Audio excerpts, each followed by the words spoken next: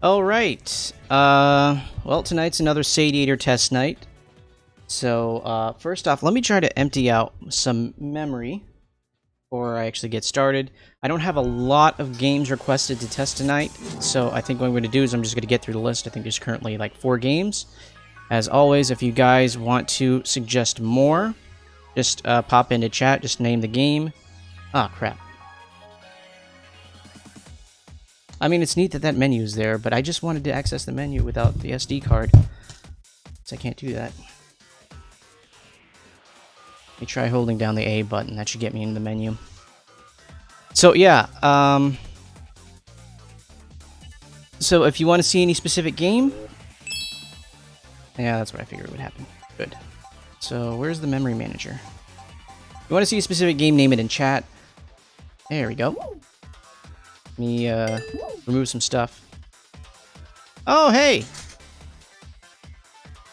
Thanks for joining us. I hate these games that just...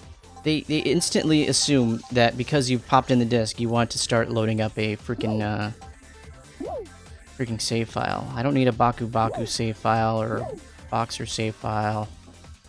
Clockwork can stay. Token Duke Nukem. I need the internet one. You can go. I want enough room because one of the suggested games is Panzer Dragoon Saga, and I want to try and get through a little bit of that and save my progress beforehand. I don't need to save Power Slave. Oh, Oni, thanks for the follow. Oh, I definitely want to save that. Sonic Racing? That can go. I don't have a good record on there. I honestly don't know what SOQ Gurren is. I'm gonna get rid of that. Japanese stuff, I guess. I was just testing games earlier. I think a handful of them were Japanese by accident. I think there's enough. I can get rid of Christmas Nights because I know I didn't get anything in that one. I want to keep my Daytona though. Okay, let's slap in the SD card and get started. I think the first suggested game was Legend of Oasis.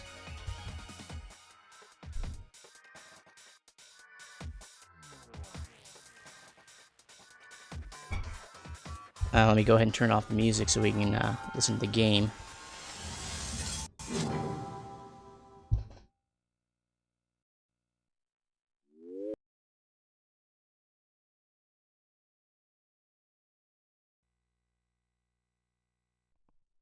Yeah, so the test list tonight isn't super long, so I think I'll spend a little bit more time in each game, unless requests start coming in. Of course, if you want to see something, say something.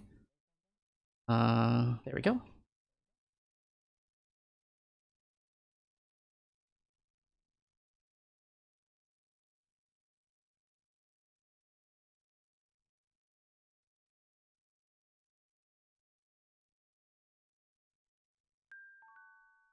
Oh, okay. I was kind of expecting background music or something on the title.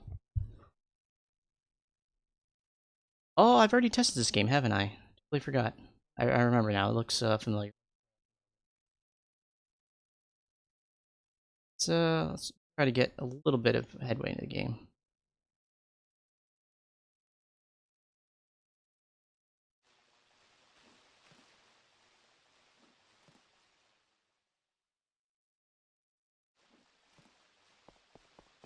Helpful advice.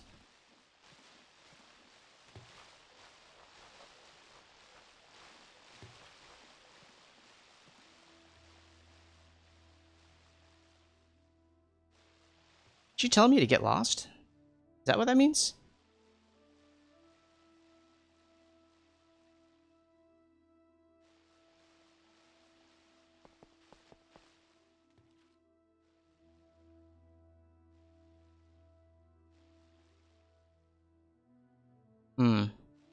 Okay, they're telling me to save my game. Not super interested in doing that right now. What over there? Well, I guess going down there is a circle of records. Oh.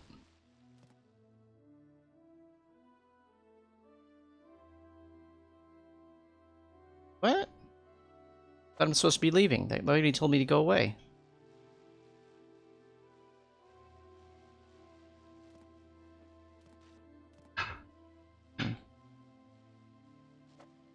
How do I grab that thing? That looks like I have to grab it.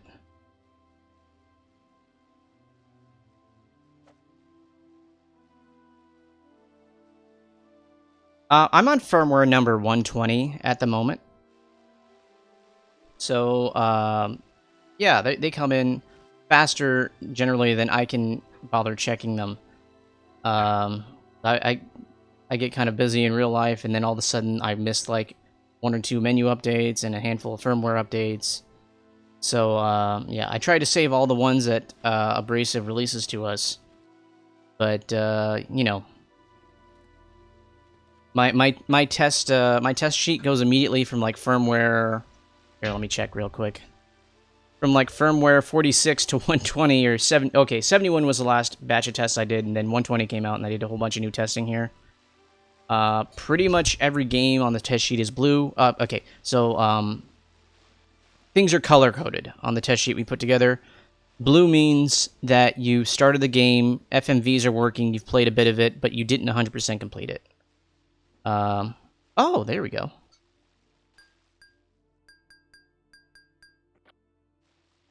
So, right now, virtually every game is blue.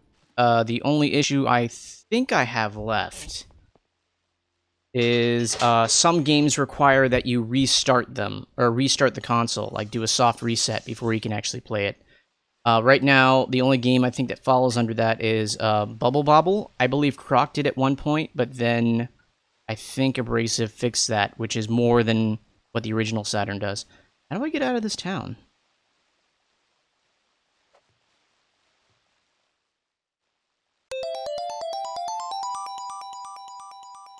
Oh, crap. Shane, you resubscribed.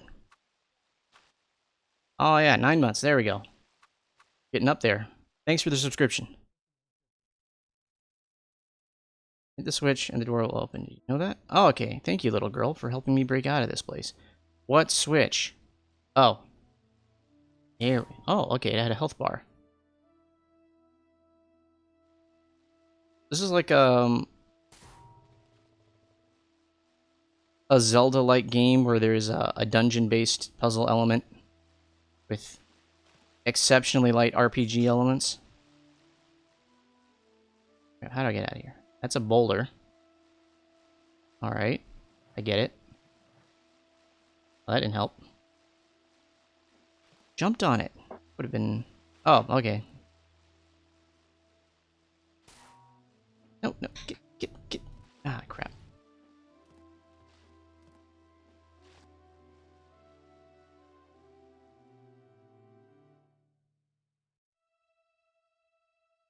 Rush. Is Rush on the Saturn? I don't remember Rush.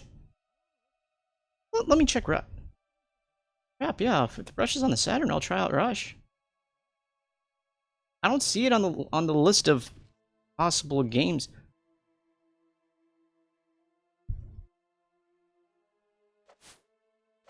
Lunar. We can try testing out Lunar. If it requires... I don't know that any game truly requires a card. I think it just gets enhanced by it. Although, I don't know what I'm talking about, so maybe it does. We can try out Lunar. Right, I've got 3 more games on the test list after this, and I don't think I'm going anywhere with this playthrough. There we go. Whoa! Why is it on fire? I got some cheese out of that. Yeah, I don't recall Rush ever, because Rush was on the N64, I believe, but that was like a downgraded port from what everyone else got, like the one on the Dreamcast. I don't think Saturn got one. But yeah, let's put Lunar on the list if it's on the list. Let me see. Do they have an American version, or I have to go download the Japanese? Crap. Okay, let me go download the Japanese while we move on to the next game. Okay.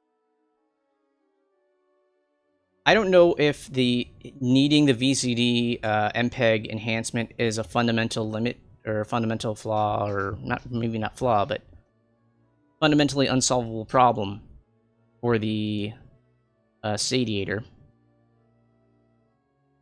Okay, let me get Lunar Silver Star Story complete. Japanese. I mean, Yeah. Okay, so I'm downloading it right now, and let's just move on to the next game. I mean, Professor Abrasive has pulled off some crazy stuff before, where I didn't know whether or not things should be possible. A lot of people are telling me it's not possible, but a lot of people are also heavily biased against the Satiator project.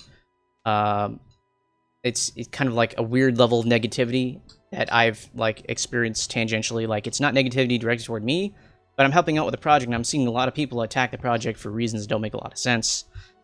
And then all of a sudden, like a month later, they get proven wrong with a firmware update, and it's like, okay, so what were they talking about? They had so much confidence when they were saying this thing wouldn't work. So, assuming that Lunar doesn't work right now, maybe it'll work later, or if not, then maybe that's just one of the games I won't be able to support. I don't know. I'm not one to talk about it. I just test. My development skills are purely in the realm of SGL and SBL, and not necessarily with any of the peripherals besides maybe the Netlink adapter, which I've been trying to study up on. Here's the thing. From what I understand, the Fenrir is essentially a clone of the Rhea, which the Rhea is a good system. It's a good ODE, and it requires a little bit more work than I'd like. I like plug-and-play solutions. I don't like having to solder, because when I did my PSIO, I managed to botch that job up by overtracing something. What was the next game? However, the biggest benefit to having the Fenrir out there is that you no longer have to deal with... I keep forgetting his name, but I just keep calling him GDMU because that's what his name is on the forums when he posts. From what I understand, the Fenrir should be working well enough, or at least very well for how early on it is in its development. I know he's already shipping stuff out. I'm pretty sure there's going to necessarily be more firmware updates. Next on the list is Panzer Dragoon Saga. That looks familiar. Oh crap! I need to shorten these names so I know which disc I'm playing. I assume this is disc 1. I like the idea of the Fenrir. I've talked to Seth about it. I feel confident that it's a good piece of hardware. I've never tried it. I don't have a need to try it because I have the Satiator now. But I just hate dealing with that GDMU guy. He's not very polite to people saying, hey, you've got supply problems. I'd really want to do this. Because I don't believe in buying clones. I don't fault anyone for doing so. I just want to support whoever I'm supporting. If I'm going to use your hardware, I want to give you the money. So... when I was doing my Dreamcast disk drive replacement, I went with the USB GD-ROM right after the guy announced that they were running out of connectors and he was going to stop making them. Because I wanted to give the guy the money. I didn't want to give a Chinese factory the money for stealing someone else's work. But the attitude that the GDMU guy takes kind of takes a similar direction of approach in what I just expressed, but goes out to the extreme. Like, he's designing a piece of hardware that's designed almost explicitly for piracy because if you're replacing your optical drive, 1, disks do rot, yes, but also 2, you're able to fit an entire library onto your hard drive. And after you buy that thing, there's not going to be a lot of disks that you're going to go out of your way to buy. So you're implicitly reducing demand on the older disks by doing that because you no longer have the need to buy the disc. So you are basically enabling piracy by making these things. However, he has a very big problem with people that clone it, and I understand that because it's his bread and butter. But it feels a little bit hypocritical to me, and the amount of aggression he has toward people that buy the clone, I would understand if he had the supply to back up his desire for everyone to buy it from him, but he doesn't, and he doesn't seem to be making any steps toward solving that problem. He treats everyone as if they're entitled for saying, you have a product, you only release a handful a year, and the unreasonable windows for when you do release these products make it very hard for me to participate in your project. Is it, though? I don't know that it is, because if it was, I feel like something like the Firmware would have happened a long time ago. Yeah. Start a new game. I don't know if they're speaking Japanese in here. I don't think it is. It doesn't sound like it to me, but I'm only tangentially a weeb. I know they speak some sort of weird language. I don't know if it's like near where they have like a chaos language. Anyway, I choose not to support the GDMU guy. I don't know his name. I know it's like MNEMU or something like that. Okay, yeah, that's what I figured. Like, I'm too ignorant for this. Sorry. But But by choosing not to support him, that means I'm not going to be using his implementations. I'm not going to be using the Rhea or the Phoebe or the GDM. So I choose to go with the Satiator. I choose to go with the USB GD-ROM. And if I were to ever express interest in a 3DO, I don't know what I would use. Oh wait, no, the 3DO is USB GD. I don't know what else GDMU works on.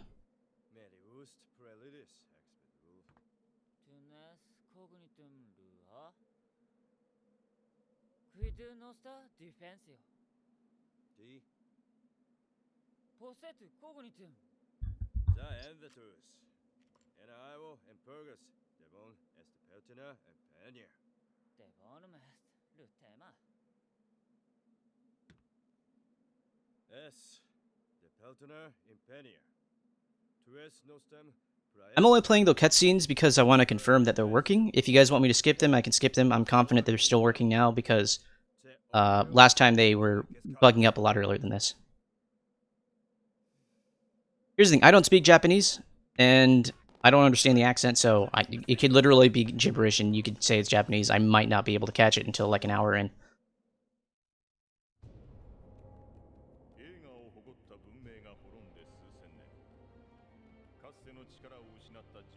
Shane, you need me to up the game on the audio for the game?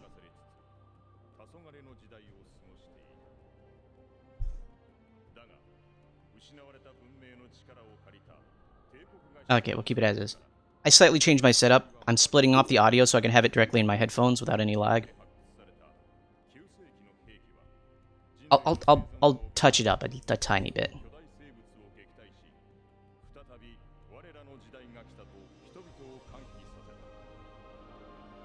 Because I have the feed going directly in my earphones. It sounds really loud for me, but that's not what you guys are getting.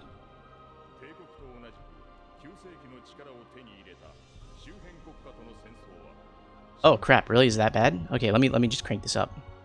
It's because I'm splitting off the audio. I think a lot of it's going away.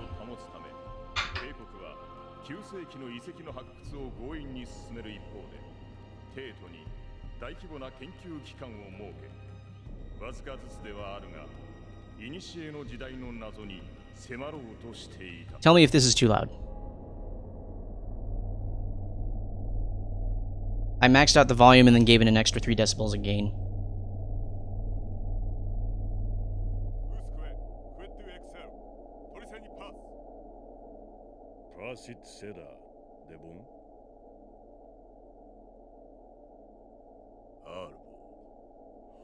Trader important. Owen, pause the tema rebel proceed. Okay, let's just go.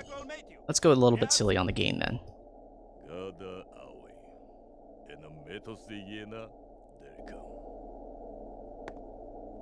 Cards, Venia Deni, Kunipas, Action Velux. I'm at 10 decibels now. How is it for you guys? Okay, there we go. I think I'll kick it up to 12 and then call it good. Here's the thing. This thing is going on YouTube, and I don't want it to be like you just finish watching Philip DeFranco or something like that, and your volume's at a normal volume, and then you have to crank it up for me, and then you go off and watch like a real YouTuber's video, and you're blowing your eardrums out.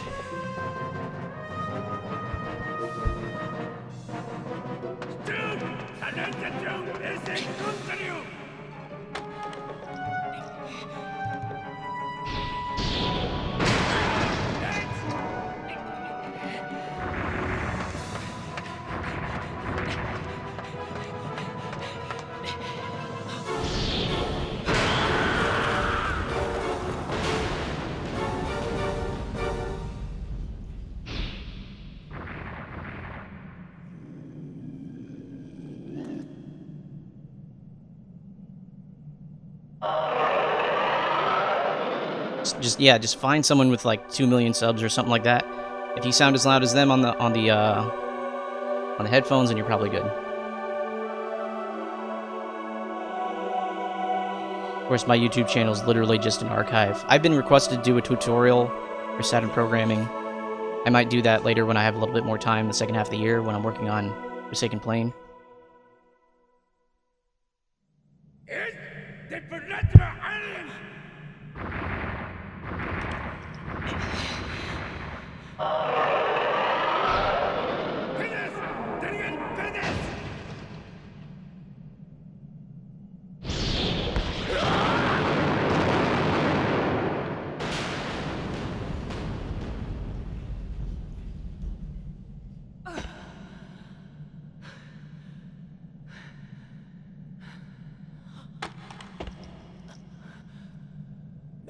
Geskel! Festina Exia! Exem!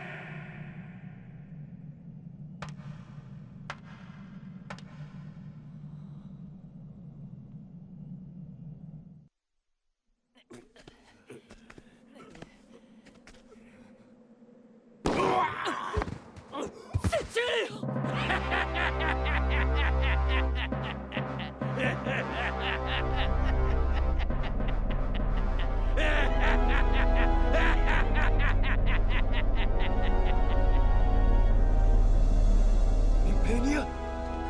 Sus! Nostra sus! Sus! Freya Iski! So stop! You never have a fictional empire that's the good guy. Laos de Porus Resta. De nostra! Dana! Abo! Tungus? Laos es feme! Jamdelis claiming. Les Frota Festina! Ushe Centuria Venire!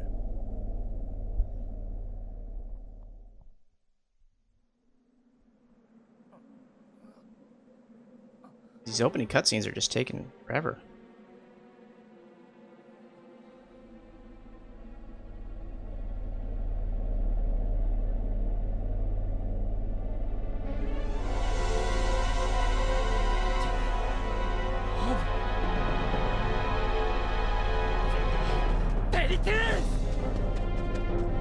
I'm getting some light Xenosaga vibes from this.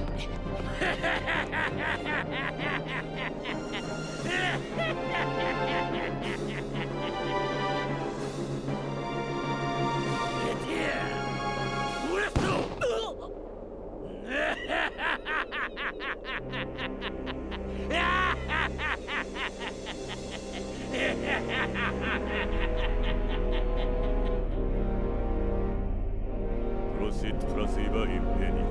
Transia Postaros.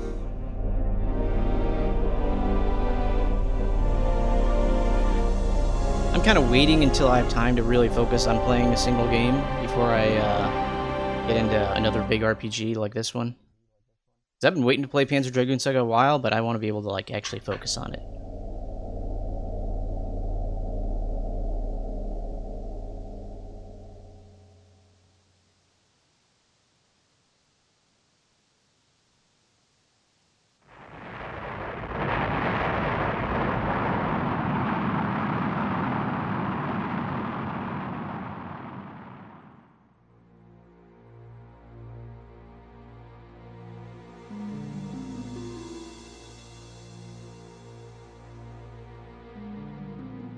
Crium dena miliarium barus. Ie integrum medium civitas. Learteo univer, hu ringu sabta ricia. Lausving potentia fons. Forestum impota. Pialitus e crimen. Nole motarsem impenia. Des Diolangius impenia banas. Dicia dev ergaterium. Impenia risur winter. Terium diu atrefta. Dena. Faniba crimen. Nor geskerde banyara praia terium. Seduva escaternaus gurigum origum.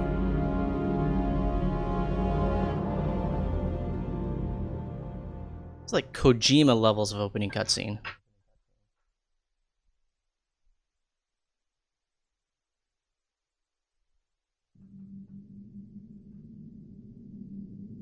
Oh, okay, I get to input my name. How many characters do I get?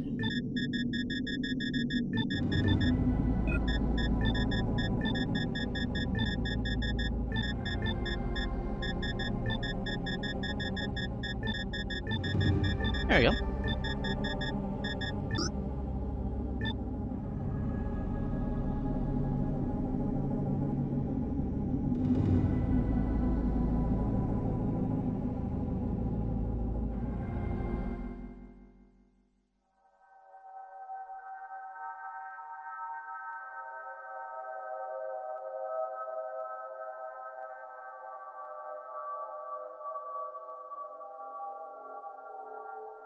Like half this disc must be pre-rendered video.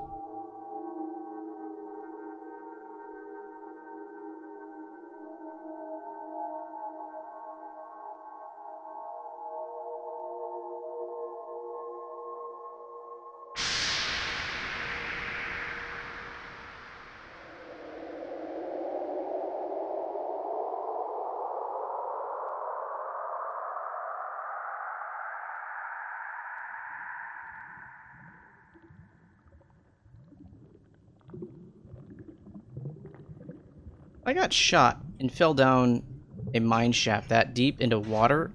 The body should probably not still be intact. I guess I just got magicked back to health or something.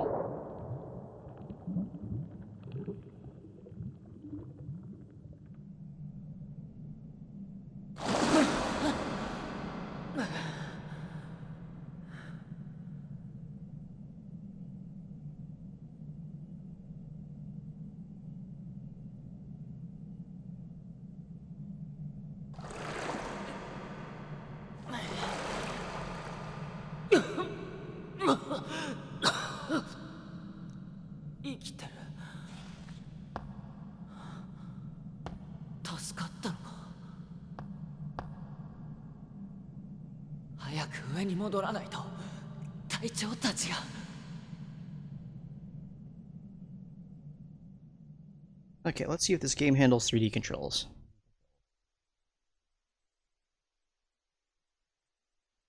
Yeah. According to the documentation that Sega provides, you're supposed to, any multi-disc game, you have to go back to the multi-disc, or the multiplayer menu, which, you know, the BIOS, basically.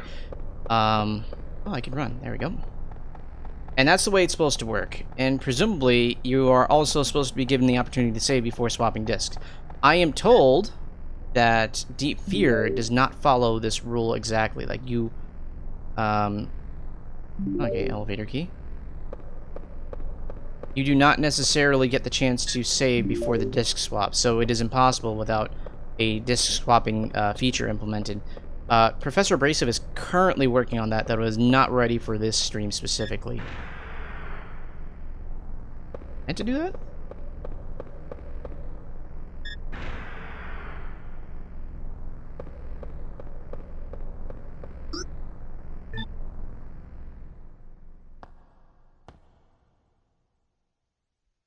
Yeah, this game is like probably 3/4 cutscene by disc base.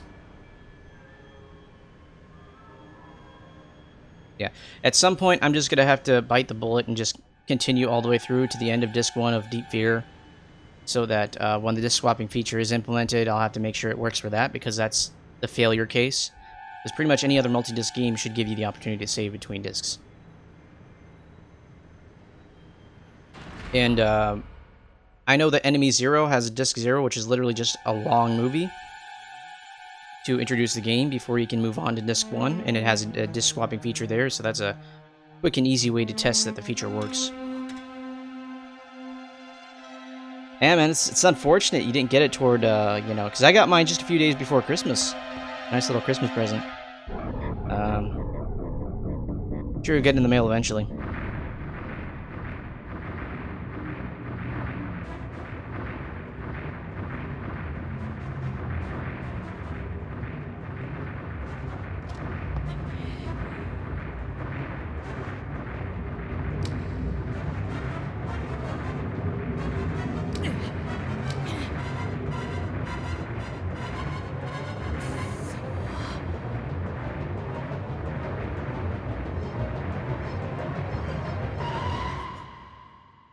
Ruh-roh.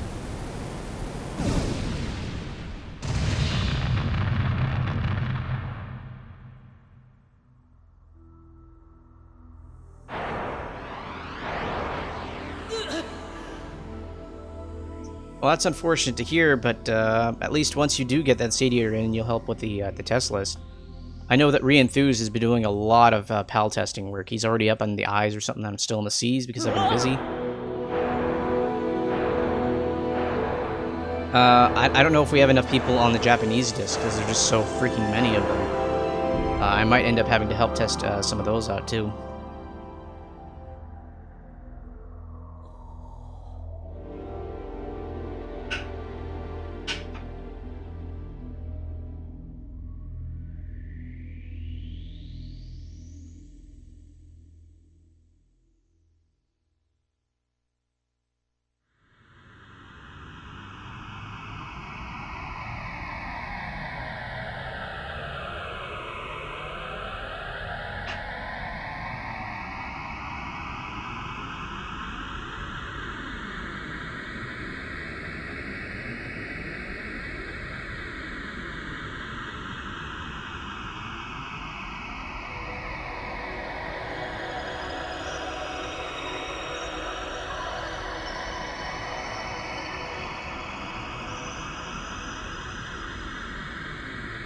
the total number of images from because we're using redump to check against as our primary testing source because we trust the integrity of those disk files.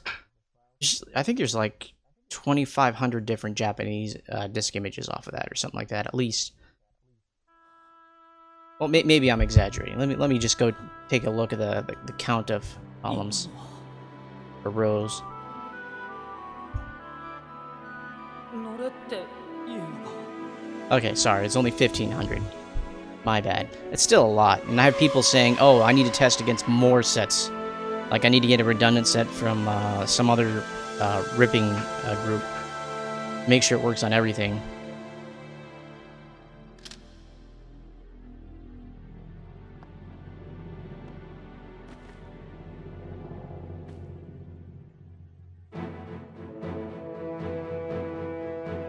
Well, I mean, the redump set is standardized. So redump the group, you know, make sure they make sure they do a good job on the rip. They take all the precautions they need to. I'm not privy to all the details. I don't understand all the intricacies and nuances of CD ripping the way that say Wiggy does. So I don't want to try and make myself look like an idiot trying to explain it and end up explaining it wrong. But essentially, they rip the disc as correctly as possible. Presumably including sub-channel data and everything. Everything's in bin queue format, multiple tracks, and all the checksums are posted on redump.org. Obviously, they're not going to host the images there. However, yes, that archive link that's going around, that one actually has the real images there. And if you go in and check the MD5 checksum, it'll match. 早く発掘所に戻らないとだけどこのドラゴンどうやったら言うことを聞いてくれるんだろう Okay, we actually get to start the game. Took a minute. How do I do anything? I climb. Okay, that's descending. No. Oh, B is accelerate. Okay, I get to go forward with B. Oh. Am I not concerned with the fact that I just got shot and thrown down a hole?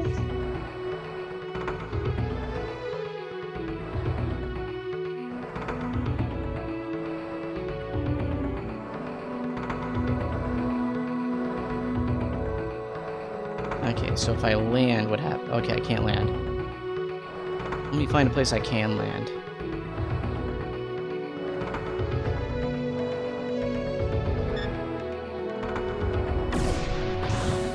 Oh, neat. Is there a map I can reference?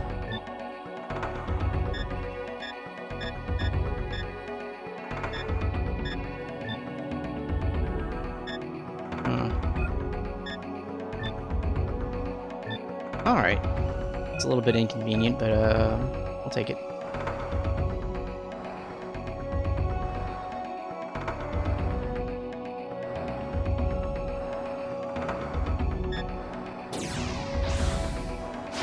Anyone want to tell me how I can save, so I don't have to go through all those cutscenes again and get everything set up? I could probably just skip the cutscenes, actually.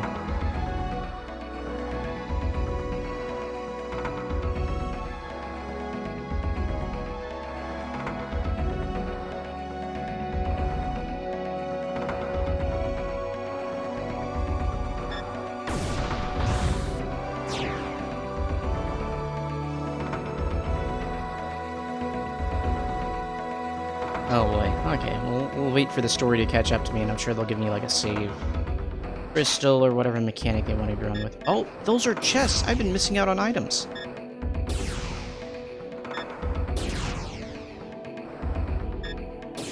How do I get the thing? Give me stuff.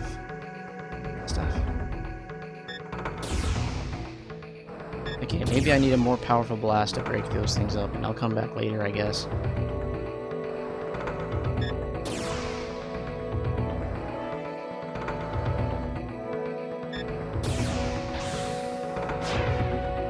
Ah! Okay, that makes sense. You shoot the ancient device to save. Neat. Okay, we spent 18 minutes watching cutscenes. What's next on the list?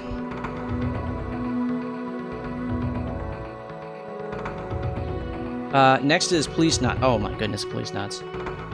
Look, I'm gonna do at best like a few minutes of Police Knots opening cutscene because I just can't. It's literally like a 20-minute opening movie because it's freaking Kojima, and then it's a point-and-click adventure. So I hear it's very good, but it's just so much. Oh, we started too soon. It's just way too much time invested just to watch cutscenes and no gameplay. At least when I go back to Panzer Dragoon Saga, I can start from somewhere. So I'm using the translated patch. I automatically assume everything translated is from Trekkies Unite 118. I don't know if this one's different. There we go. English patch. Run it.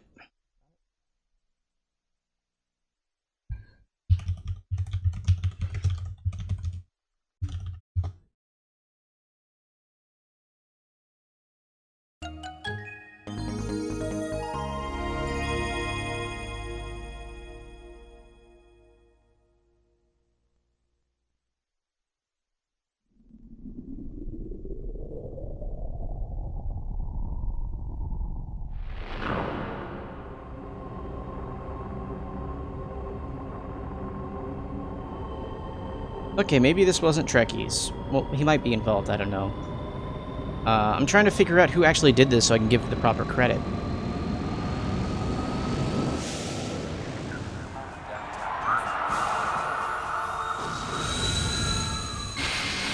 I guess they just called themselves Junker HQ Net. I have. If you want to add that to the list, I can do that. Here, I'm just going to confirm that the cutscenes work because this game is cutscenes. And you can't skip the opening cutscene. It's okay, that's a little bit ironic. Okay.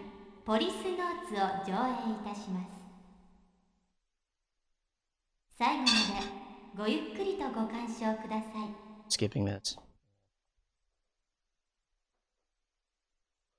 I tested all 3 scenarios with the translation patches.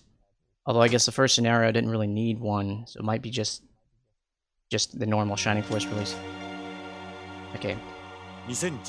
Couple minutes of this, and then we're gonna go off and do Yuna 3, a Japanese game. 2013年コロニーへの一般市民の移住に伴い数十万の移住者たちの治安を守るため俺たち5人の宇宙訓練を受けた警官が選抜されたイギリス・スコットランドヤードからゲイツ・ベッカー日本の警視庁からジョセフ・貞興徳川アメリカ・ニューヨーク市警からサルバトーレとスカニーニそしてロサンゼルス市警から俺とエド・ブラウン世界中の警察からえりすぐられた俺たちは警察権限を持つ宇宙飛行士としてポリスノーツと呼ばれた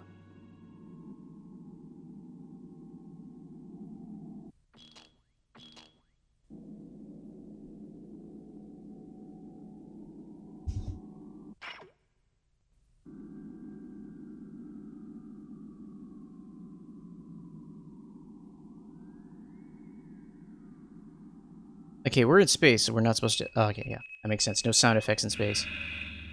Worried something bad happened there.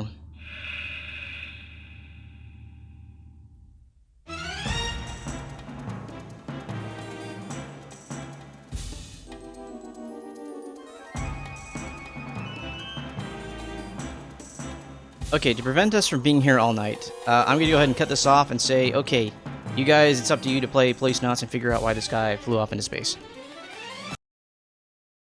Next on the list, Yuna 3. Let me see if I can mangle this name. Because it's something Japanese. For the record, my Saturn is completely unmodified and North American. So, you're wondering if you need some sort of region unlock thing to play these guys? Apparently not. Okay. Ginga Ojousama Densetsu Yuna 3. I believe Lightning Angel is the... Maybe it's too long of a name to display. Yeah. There you go. Unmodded Saturn. Slip the just shove the Satiator right up the back port. Why is it complaining? I can't read these moon runes. Someone translate. What's it complaining about?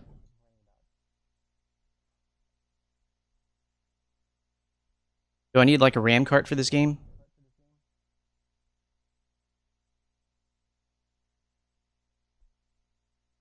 Ah, crap. I don't know why it's complaining.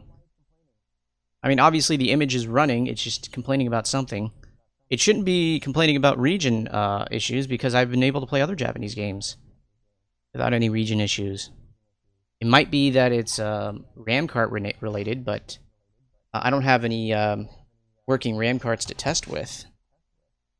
Unfortunately, I cannot test Yuna 3. Something is missing that I apparently need. Let me just check real quick on the list of Saturn games with RAM cart usage. Let's see.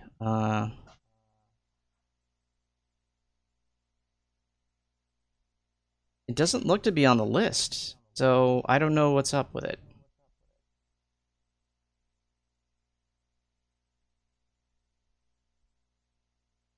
Oh, that would be unfortunate. Let's try Saturn Yuna 3 and see specifically what it wants.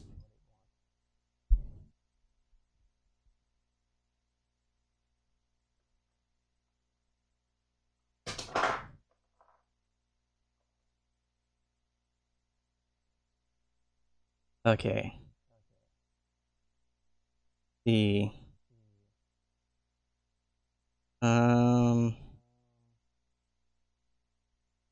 the Wikipedia page is just showing me for the entire franchise, I guess.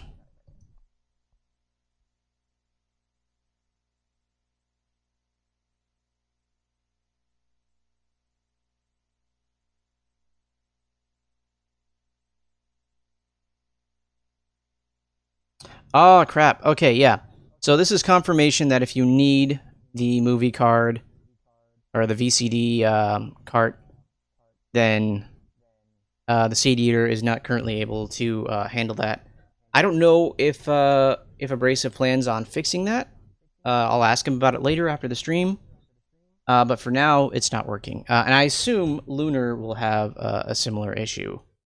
Did I put Lunar on here? Let me check Lunar real quick. If I didn't, I'm going to have to download it. Pretty sure I did. Did I not? But I downloaded, yeah, oh, Silver's. Oh, did I not add it? On the list, is it? It is not.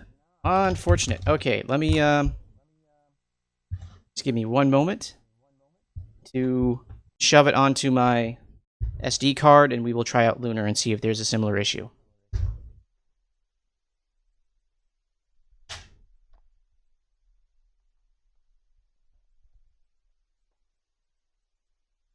Please excuse me while I give you that test pattern. So I just have to copy name on the folder properly and shove it onto my Satiator SD card with all the files copy over.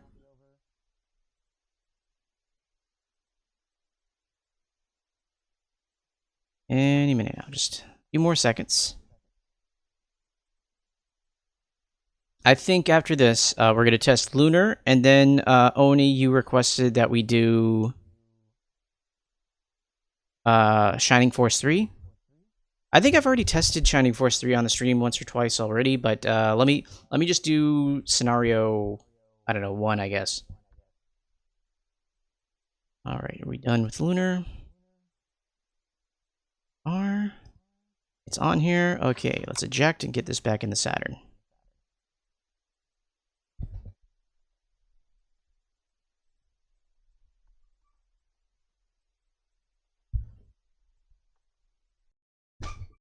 And we're back.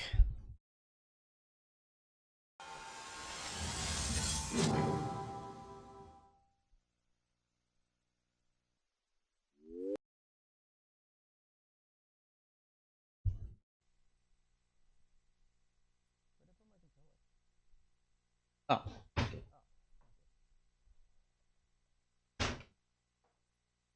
Lunar starts with an L, and it is over here. Okay, weird thing with the Satiator is occasionally when I put in a new Japanese game, it'll take a minute or two to load up, and this will happen. I don't know what it is. It only happens the first time I load the game. There. Now we're in. If it requires a VCD port, I'm sure it'll tell us in Japanese with a big, ugly-looking warning sign, and if not, oh no, that's probably that. Okay. Yeah, I'm pretty sure that's Japanese for you don't have the hardware for this game. Well, that answers that question. Let's move on to Shining Force.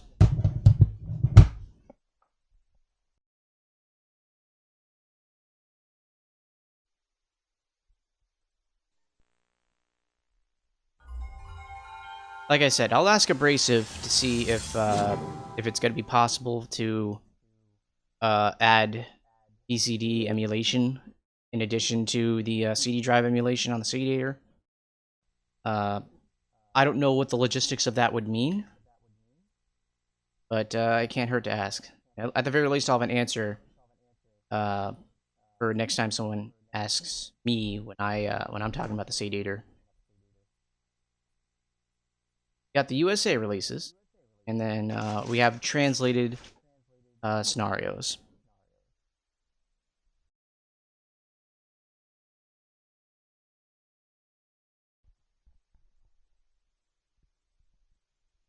Oh, nobody cares about.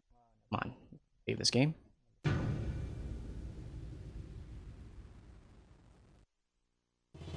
I'm gonna go ahead and skip opening cutscenes if possible, so that I can get straight into one of the scenarios and just play a scenario.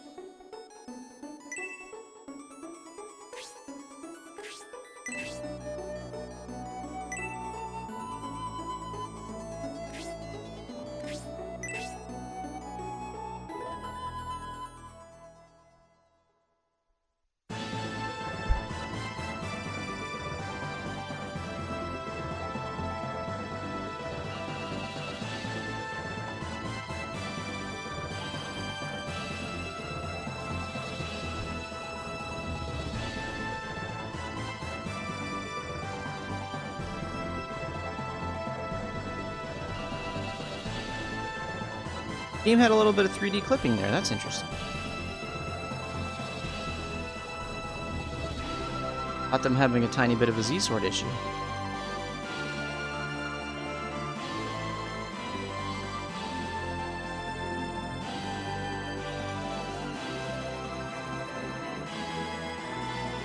Look at all those chickens.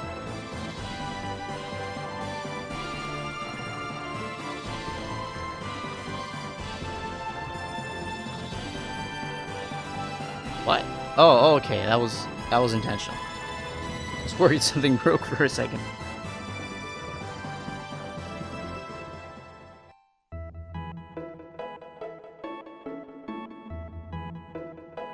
A kangaroo person,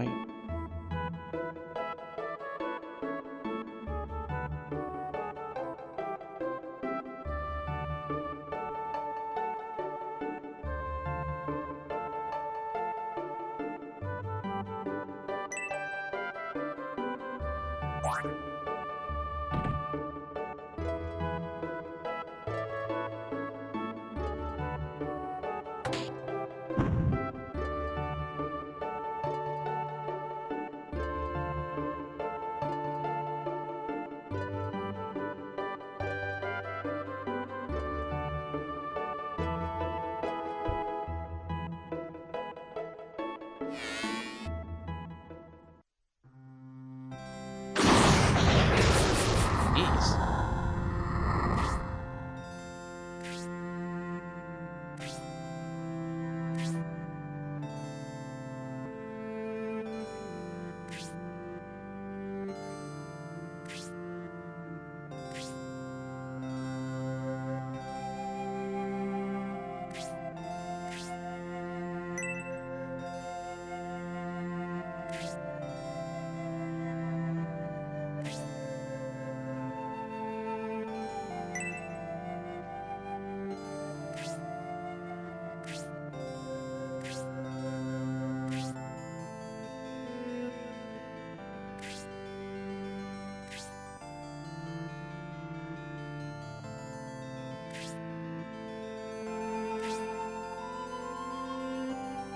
Okay.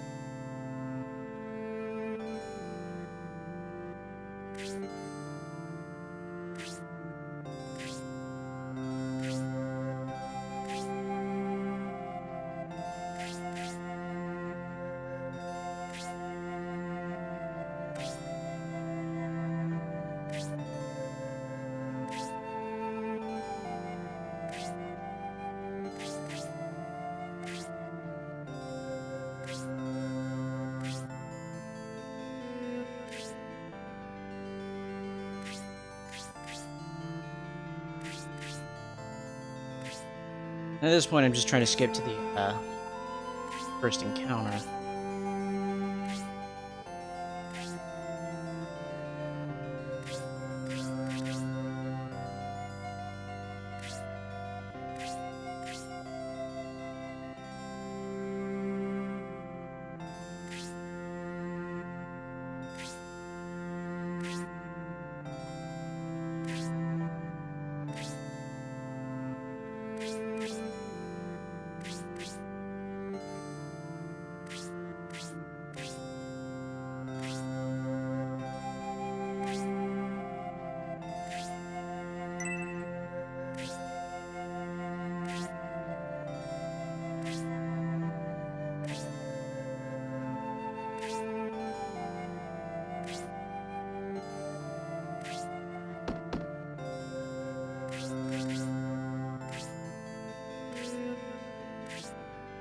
Okay, now they're gonna get ambushed by something, I don't know.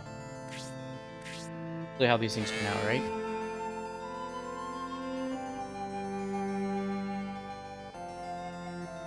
This guy's gotta turn into like 5 or 6 different bad guys and then start stabbing people.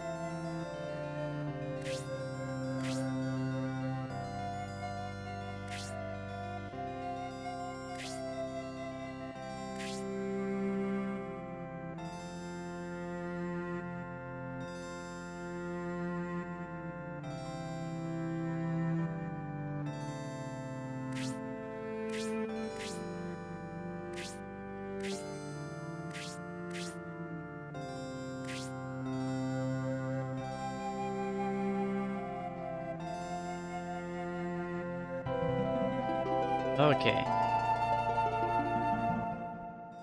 What? Don't these things... They're supposed to start with a fight, right? I thought these things always start with a fight.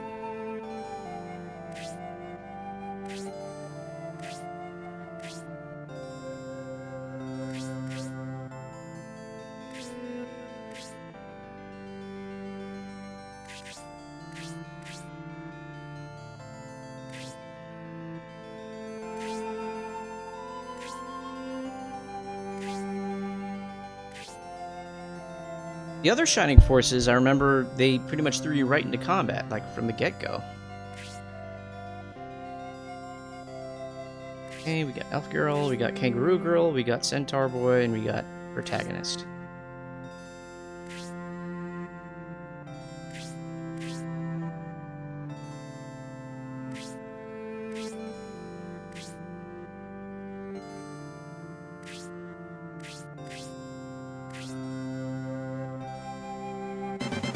Oh boy.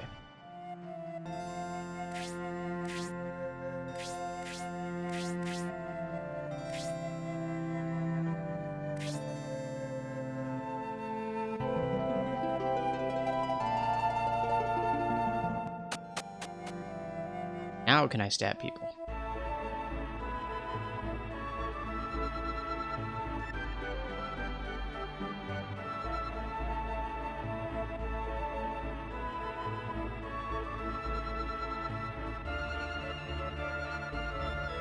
Remember Shining Force 2 started slow like this on the Genesis.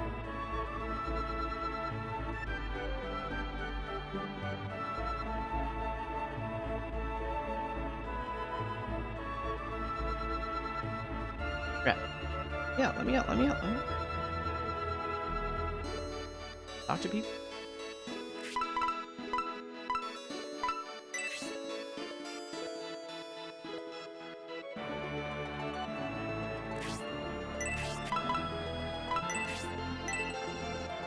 Talk to the guy.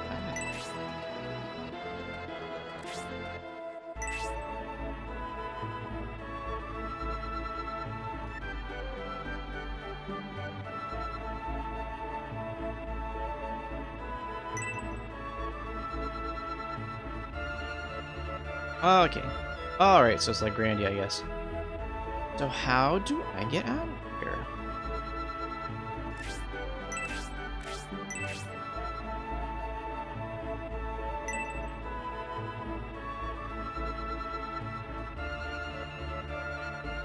This is Shining Force Scenario 2. I already tried one of the gates, it didn't open. Let me try the other gate. I just want to get into the place where I can start stabbing things. No, don't search, just open the freaking...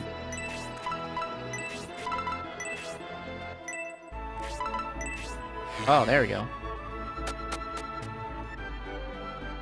See, opens the menu.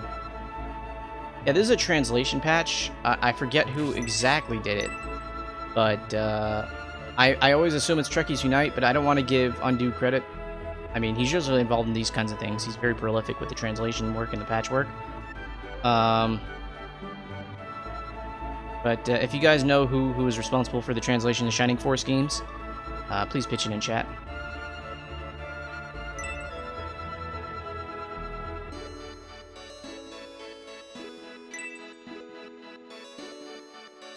Okay. Then I feel like I don't have a lot of direction here.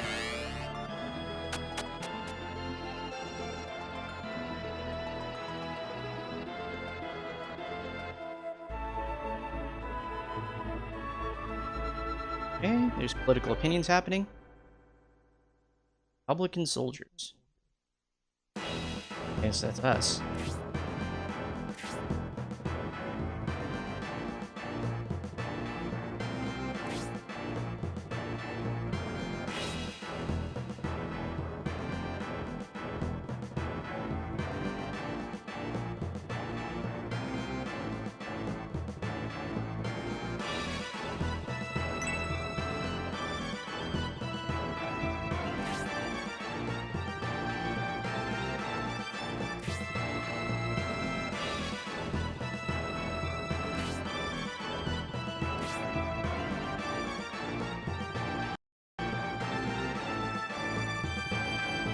So this is Imperial territory, and I'm guessing we're Republican forces. Okay. I assume Trekkies was helping in some capacity, but I guess that was probably wrong. The thing is, I always default to it, because I always, you know, anytime a translation thing comes up, he's always somehow involved whenever I look into it, but, no. Apparently this is Shining Force Central that did this patch.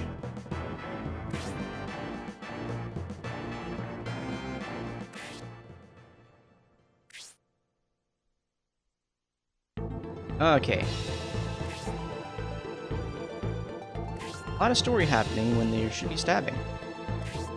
Oh, okay, he's one of the named characters in the intro, I guess.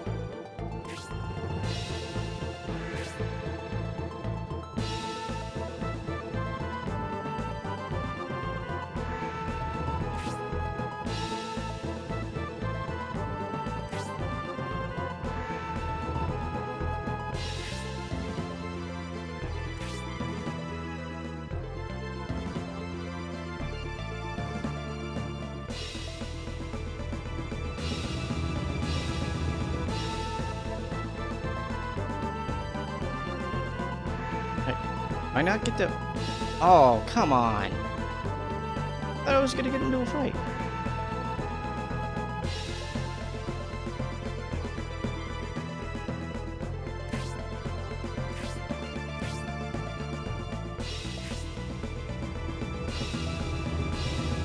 Notice the Z-sword issues on the Centaur's butt over there between the fence.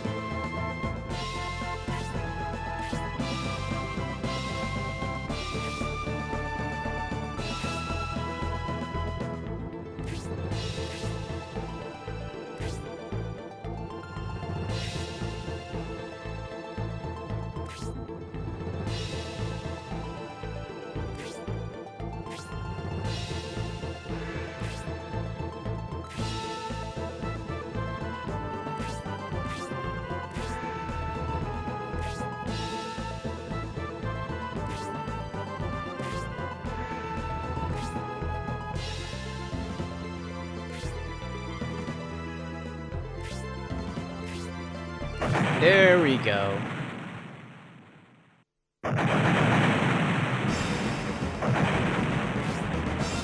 What else waiting for? Okay, let's go kill whoever this terrorist or something are blowing up these. What's getting blown up?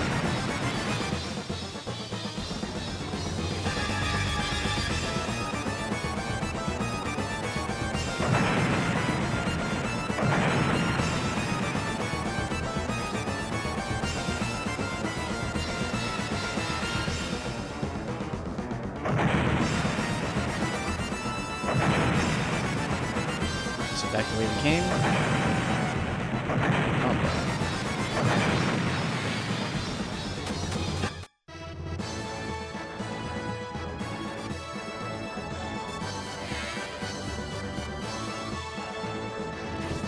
Oh, okay, those are the bad guys.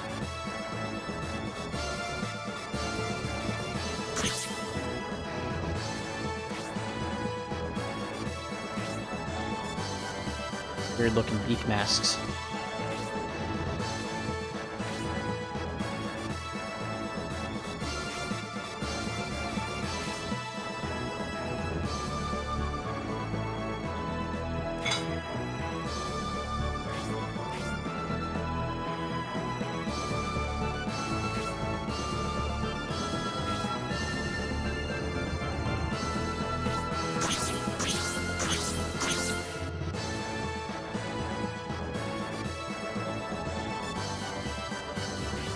Alright. Have magic.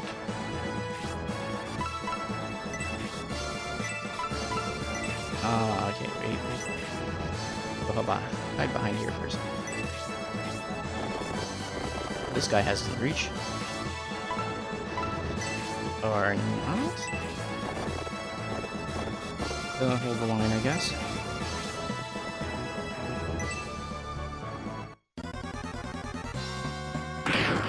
See, I like this. This looks really, really good on the Saturn. My opinion looks better than Final Fantasy VII's enemy sprites.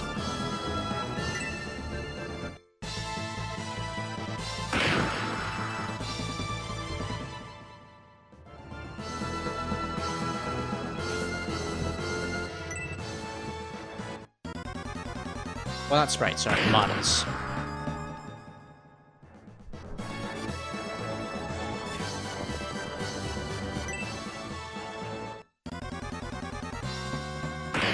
Did notice a little bit of a Z-sort issue on that animation there.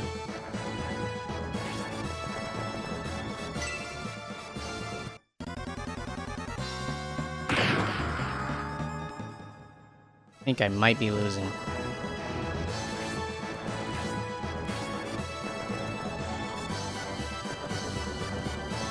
Can I heal from here? Nope. Okay, well, I guess I'm gonna get started on killing things.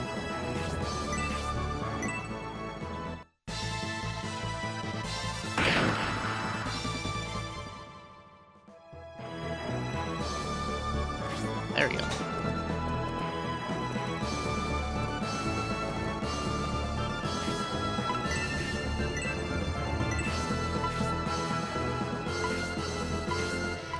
Yeah, you can only pick one at a time at this level of fire. Here I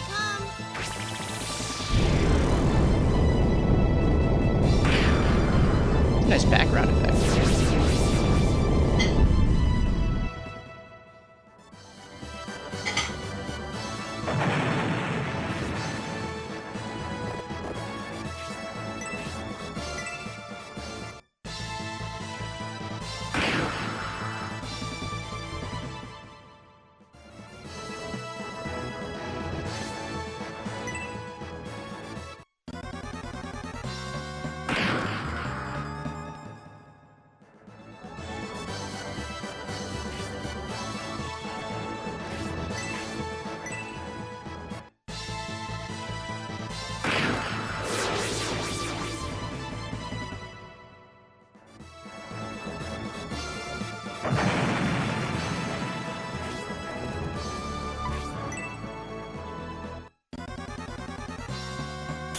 Ooh, nice.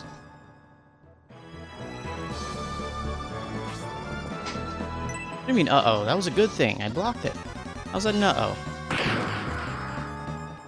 Oh, the magician, she's fine. I end up murdering this guy. What I need to do is focus on healing.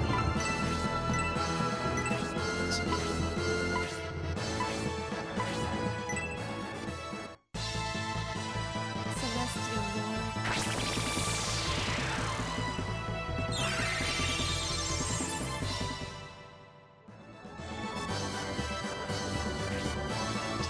Here.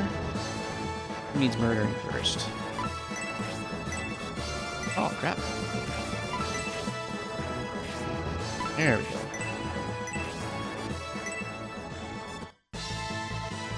Here I come.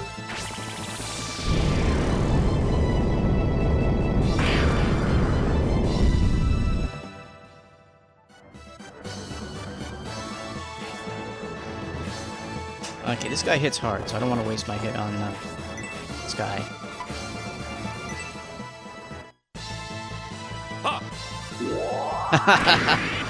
There we go.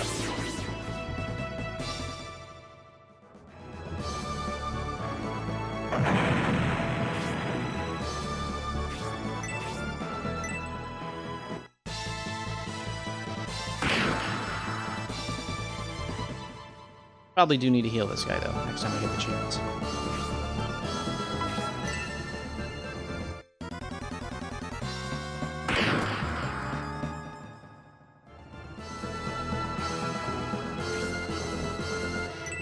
Really? Oh, that's why. Okay.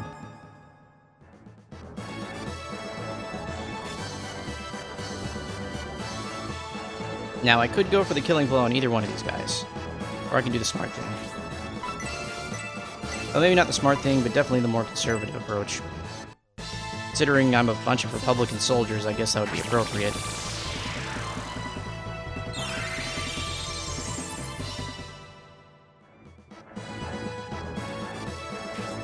Alright, let's blow someone up. Who deserves it more? Probably this guy. Here I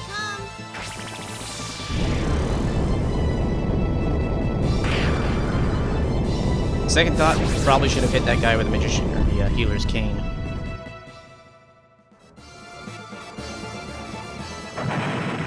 That doesn't matter.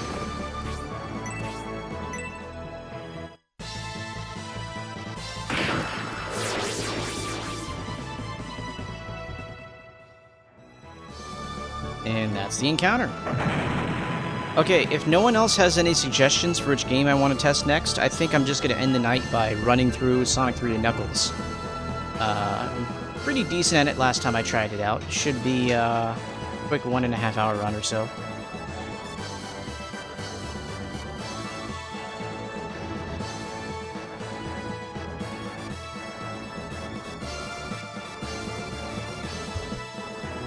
Alright, let's go to Sonic Jam and play the Saturn port of Sonic 3 and Knuckles.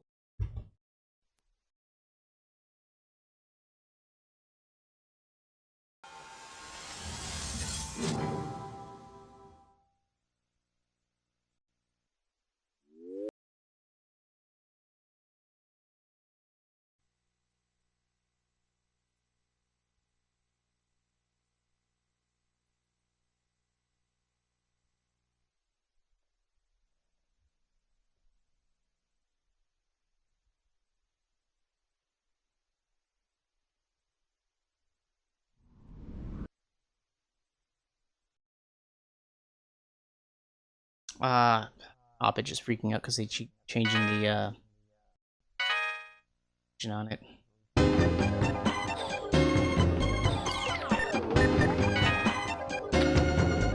Only good way to play. Well, Sonic 3 Complete is probably the best way to play Sonic 3 Knuckles. If you got some sort of EverDrive or the equivalent on the Sega Genesis, that's probably the best way to go about it.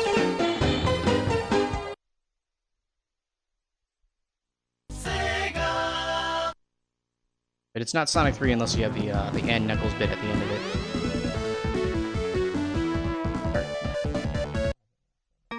Okay, let's vote in chat. Sonic, Tails, Knuckles, a combination thereof. Any opinions?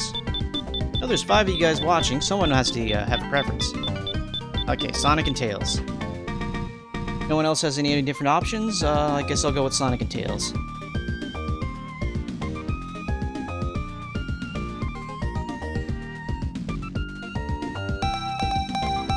The sounds are still different. Okay, yeah, I discussed this last time I tested this game out. The sounds kind of changed on me. It's a little bit weird. Yeah, I guess. I know Shane's kind of like half watching. There's a handful of other people in here. Kind of, sort of, not really. Alright. Sonic and Tails.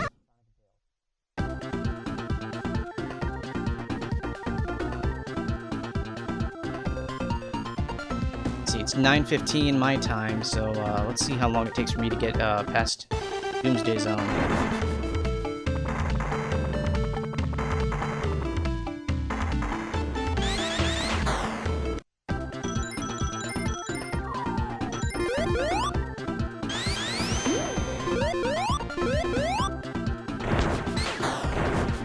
Not gonna lie, the change to the sound effects is definitely distracting me. Like that.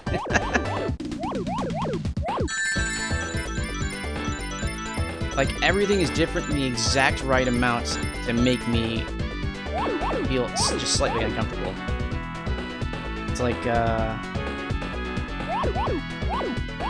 like one of those petty revenge wishes where, like, you wish that someone's soup is always just slightly too hot or something like that. I shouldn't be complaining about it, but it's just enough to bother me.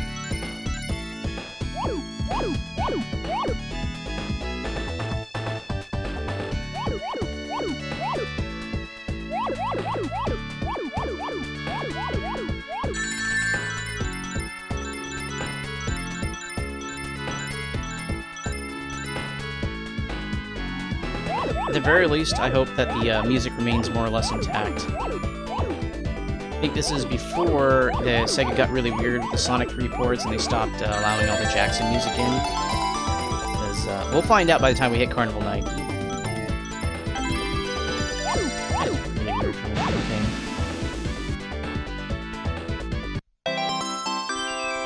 I mean, Sonic 3D Blast has basically the same sound effects that I expect. Like, the jump sounds the same, spin dash sounds the same, everything. Sound effects sound the same. So I figured, I don't know if they're doing like a different sound implementation, like they're like directly accessing sound chip as opposed to just playing PCM files or something like that, or ADX or ADPCM, whatever you call them. The only thing I ever use for sound effects is PCM, because I'm too lazy to figure out audio stuff.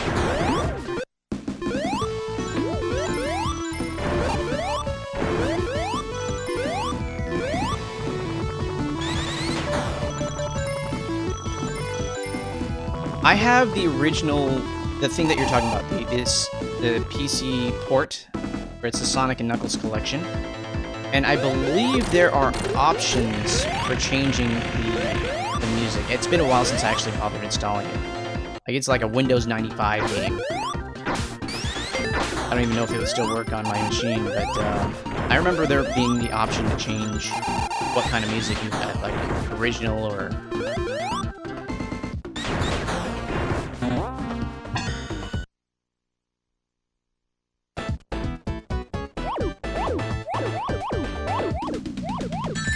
Yeah, they do have the non-Jackson versions of the music, and it doesn't sound great. I don't like it. And I know that recently a prototype for Sonic 3 got released where they got to hear some new takes on the tracks, like I know Launch Base had a different track and everything. I prefer the original release, just, I don't know if it's nostalgia talking, but it sounds the best one out of all the versions that I've heard. Oh no, we're gonna save that one for last.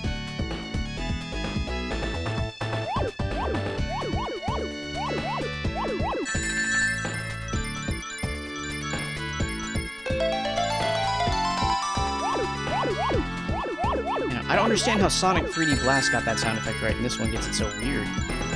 Like, I know they're not emulating the Genesis, because I don't think the Saturn can even handle that. So, whatever approach they did, it just seems odd to me.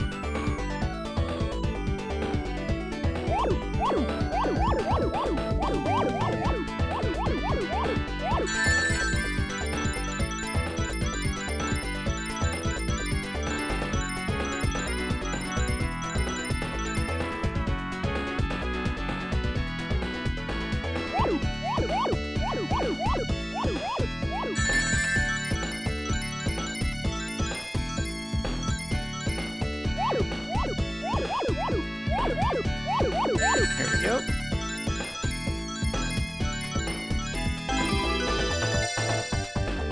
Almost done. Okay. So, the one thing I like about this, I played through Sonic Mania, and the Sonic Mania has this, you know, get blue balls, get blue spheres minigame. Oh, definitely. Like, sorry. Just go back on Oni's comment. Yeah. The Saturn, I keep telling everyone that asks, is a piece of hardware that was designed apparently by Harvey Dent. There's like 2 of everything for reasons I can't freaking understand. And getting everything to communicate with each other is a pain.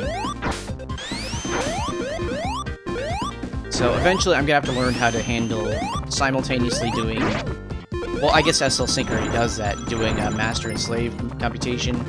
Then I'm gonna have to figure out, like, I'm gonna have to finally sit down, read the manual, and see what VDP 1 and 2 are all about, like the differences in their approaches in doing things. Oh, that sound effect is really bothering me. But yeah, there's just, it's such a weird hardware approach, and it's way too early for this multi-core stuff. So the reason why everyone had trouble programming for it. Like, I've got the advantage of, like, 2 decades of hindsight and some decent programming experience. I still have trouble with it. And I've programmed CUDA physics simulations before.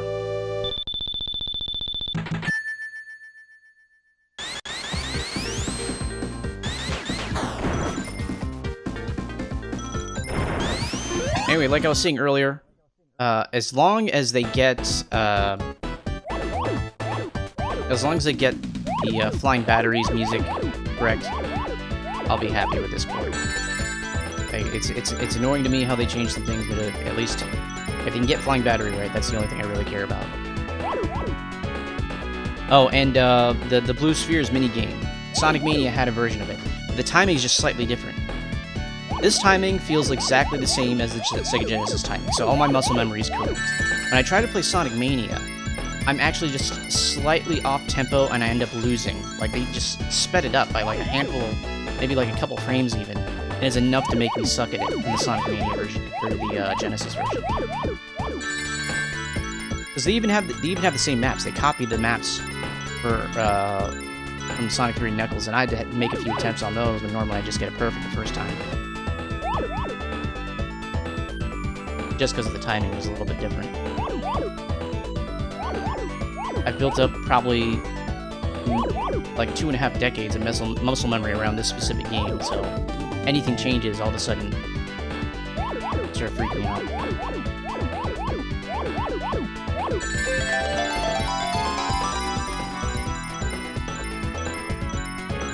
Not quite done yet. One more jump.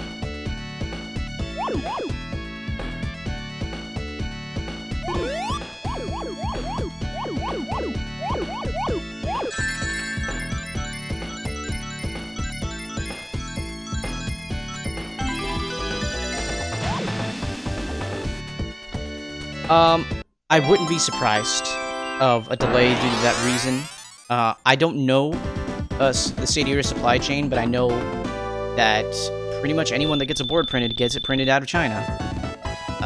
Everyone's motherboards come from China. I don't know any other way you could do it. I think Professor Abrasive has already released products before. He knows how to handle supply chains. He knows how to run small business. So I imagine that whoever he's using to make these boards for the Satiator is probably based out of China and probably is getting delayed because of that. So yeah, I wouldn't be surprised at all. I mean, I've had personal life plans be interrupted by coronavirus complications. Not gonna try and get too much detail in my personal life. But basically, it's a bigger deal than you probably can feel, but it's not as big as a deal as some of the online resources might have you believe. Obviously, the way the Chinese government is handling it is less than ideal, although people are praising them for it. The problem is worse than their reporting, but you don't need to be, like, avoiding airports in the rest of the world because of it. Specifically in America, the CDC, I feel like, has everything well under control. They know what they're doing, they've got good quarantines in place. Very slow rate of infection around our part. I mean, I'm in Florida right now, we don't have anyone yet. Everyone's still on the major transportation hubs for the airports. So I believe just basically the West Coast and a couple airport hubs. And I know we have MCO and Disney World come too, but it still hasn't happened here yet. I feel like the CDC is doing a good job for us. As for who is implicitly trusting the Chinese government, hopefully it doesn't come back to bite them.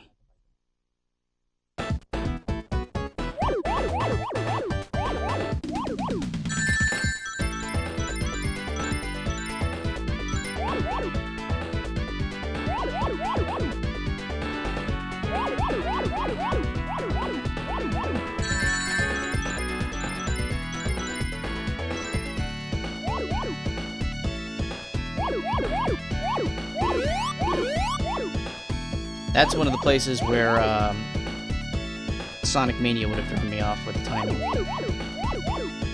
One other thing is that when you have Tails behind you, it just kind of throws you a little bit off balance. Just like the Sonic 2 special stage. Where, like, you jump, he jumps, and then you're kind of trying to compete to make sure you get all the rings, because Tails will get hit by the bombs and he will lose your rings. And you have an additional ring requirement on the Sonic 2 special stage as well when you have Tails with you. Because they assume you've got a little brother or sister or something like that willing to play second fiddle the entire time. And be at least marginally competent in avoiding things.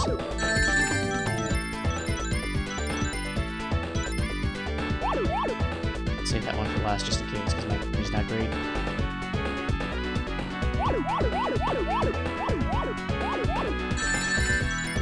Do I really need to get the continues for this? I guess not, but I might as well. What's really gonna suck is trying to get the continue for the fourth special stage and the Knuckles part. I just call it the Wuhan virus. That's a bit of a mouthful, but COVID-19, I guess, is more correct. I just been referring to it as Wuhan.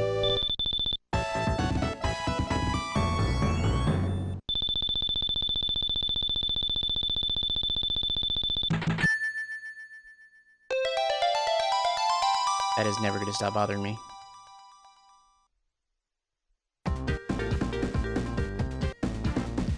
Alright, so that's 4 for Angel Island, and hopefully in Hydro City we will get 3 more. Thing is, I always forget where the rings are in Hydro City. Oh, well, now that we're doing Sonic run-through, has anyone seen the Sonic movie besides me? I know I went with a friend today, because I got hooked up with some tickets thanks to Shane. I probably should have gotten the fire shield. Oh well, probably don't need it. There we go. This little cinematic. Yeah. I can report that the Sonic movie is not bad. I was expecting it to be terrible. It was very watchable. It's very much so a family film. Saw that glitch up there. Yeah.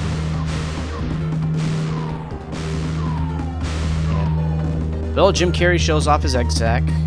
There are multiple Fortnite dances. There are cameos that are probably already spoiled for you that are worth sticking around the end credits for. And the opening logo for the Sega films, which is apparently a thing now, has a little screenshot from the Sega Saturn before it zooms out to see everything. I was kind of disappointed I didn't see a Phantasy Star reference on there. But it did have Valkyria Chronicles, which is like a more recent Sega release, I guess. I'm not gonna spoil it, but if you guys want to ask me, like, hey, is this plot element present or something like that, I'll go ahead and say that.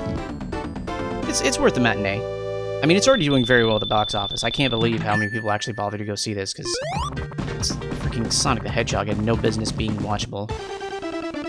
I'm probably gonna end up eating some crow on Twitter over it, because I was convinced that there's no way this movie's gonna have legs. It's looking like it's gonna have like a $60 or $70 million opening weekend.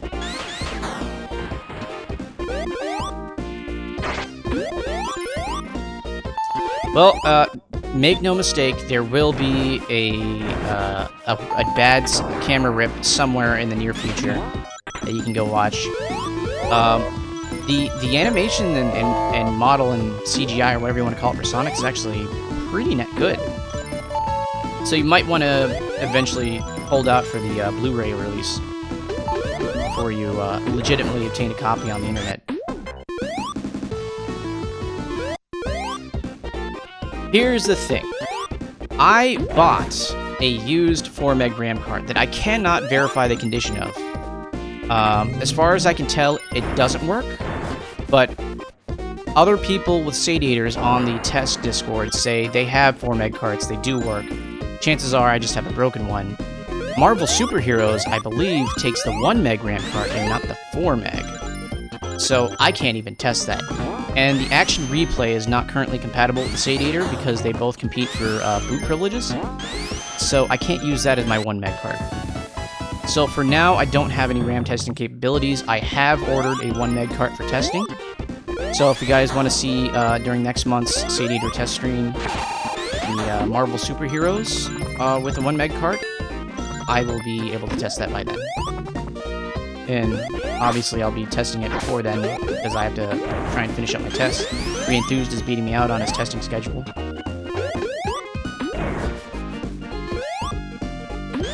I recommend everyone gives Reenthused a subscribe over on YouTube if you're watching on YouTube. He makes good content. He makes kind of like hardware and just generalized video game hardware type reviews and videos and previews and tests.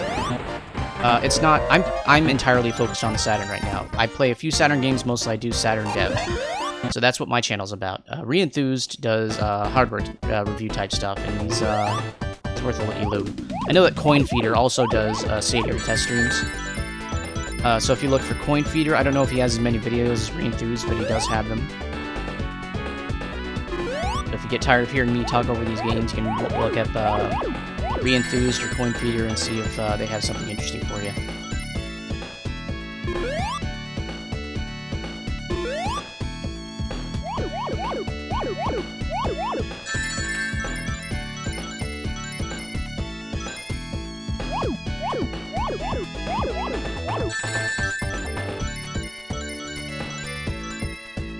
I've been getting a lot of crap on the Sega Extreme Discord for being garbage at Saturn games because that's all these guys ever see me play, but once I'm back on the Genesis and I feel comfortable, my gameplay gets a lot better.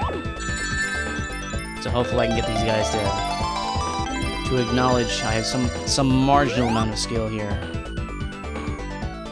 Oops, a little bit too much overcorrection. Okay, I'm feeling a little bit of lag. It's definitely going to throw me off at one point where I really don't need it to. I'm hoping it doesn't.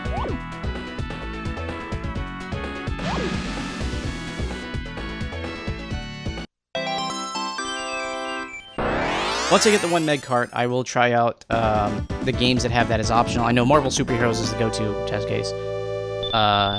As far as some SNK games, I don't think even Metal Slug didn't even come out in America for the Saturn. It didn't make any sense to me. But I'll try it out for the Saturn version. Unless you mean the SNK fighting games. Oh yeah, I mean I was super excited for the Satiator. That's why I backed the project. But no, I've had it since Christmas. It was a fantastic Christmas gift. But yeah, you see how well it's working.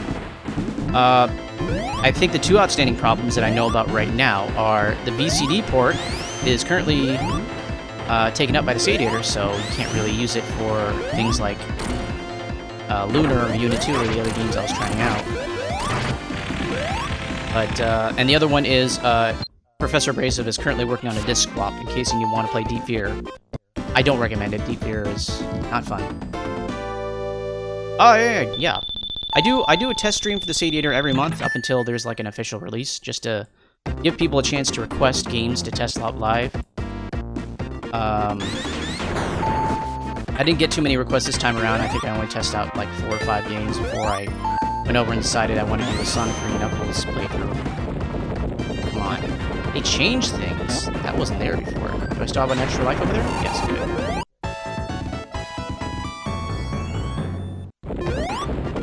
And there's no spike pit here. I know they put the springboards over there to make my life easier, but it's actually making it harder because I had a flow to go through there and now I don't. Yep.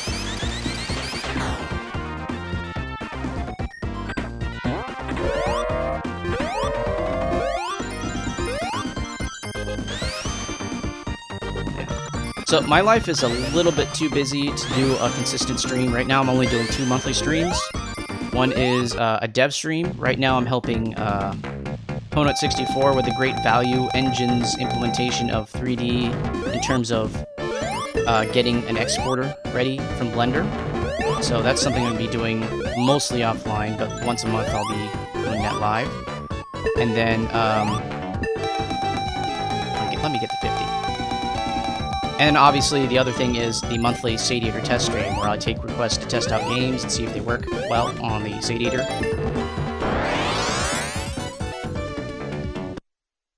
I have not. I'm completely uninvolved in the Firmware thing. I do talk to Sed every once in a while on the Sega Extreme Discord. And from what I can tell, the project's going well. He's already released some boards.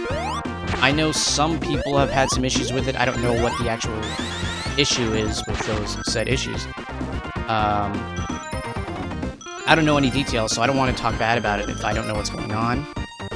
From what I can tell, it should be more or less a different version of the Rhea, or the Phoebe, one of the two, I forget which one's which, and it should work quite well, from what I understand.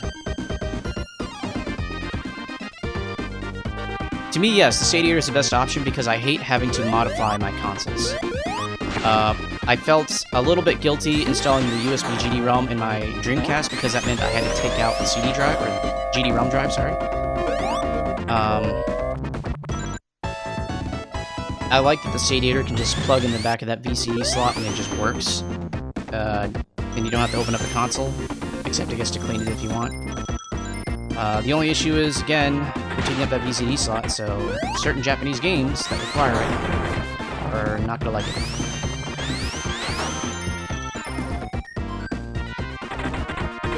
Personally, I just wanted the Satiator for completing the US collection without having to literally spend hundreds of dollars on a single game.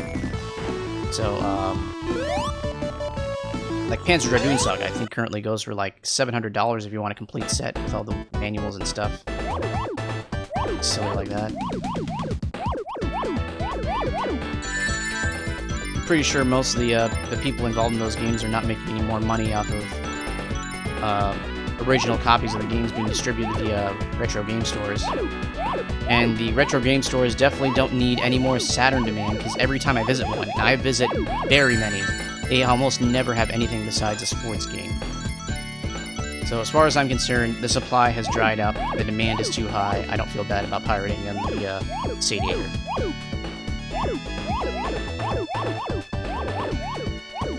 And they're never going to port these games properly anyway. It's like, the Grandia port that just came out is using the PSX version, which is an inferior version. It's a downgrade from the Saturn.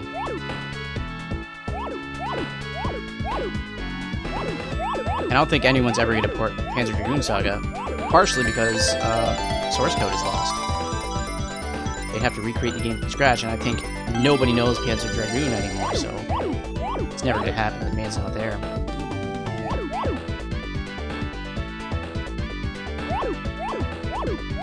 Okay. Excuse me for not reading chat right now, but my focus is taken up by the blue spheres.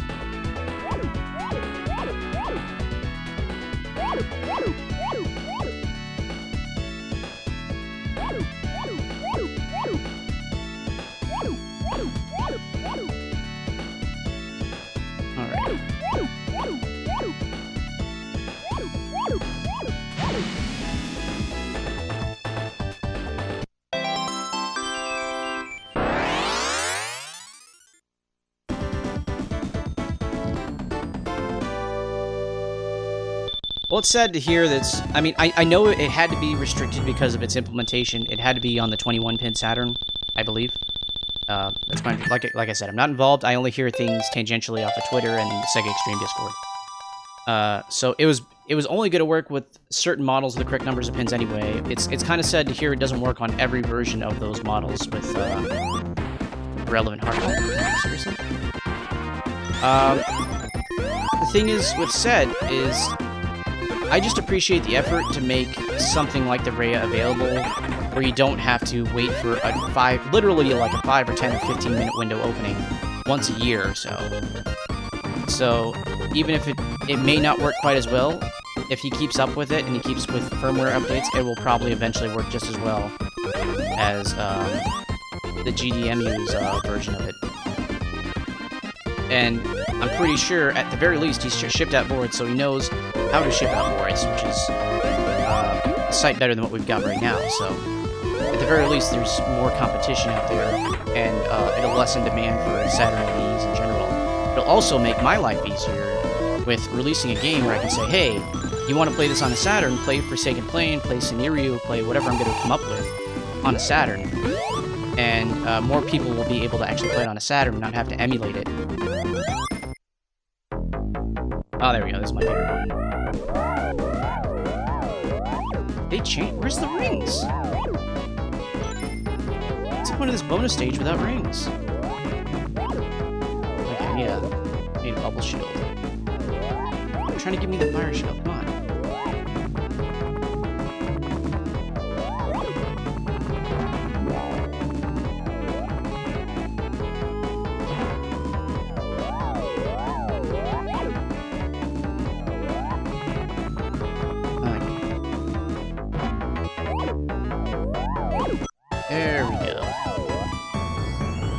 Okay, so maybe the original version of the bonus stage was a little bit too generous with the rings, but, you know. I don't like change. Oh. Just to circle back real quick to the Sonic movie. Like I said, I watched it, I enjoyed it. It's not like, you know, you wouldn't go out of your way to watch it on opening night, but it's a nice matinee. They are trying to set up a sequel, it looks like, based off the after-credit sequence, and you should watch the after-credit sequence.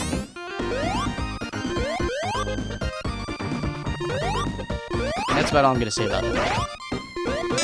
No. Up. There we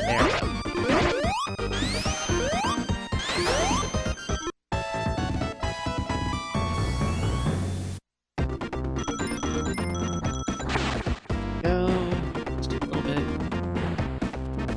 Whee! Okay. Right and left.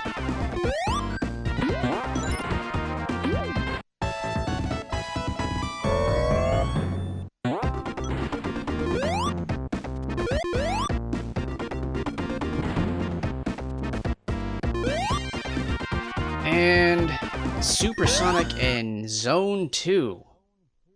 Normally I miss these guys. This time I got it. And usually I can consistently get Hypersonic by the end of Mushroom Hill.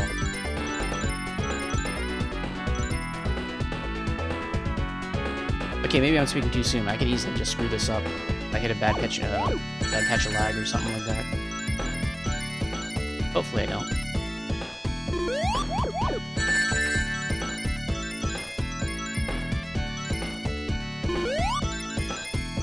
Alright.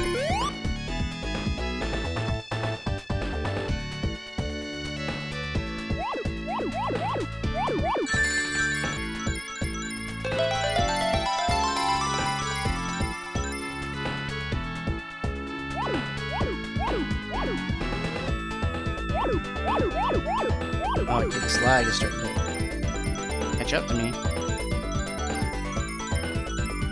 Perfect. Let's get the last lines. Go.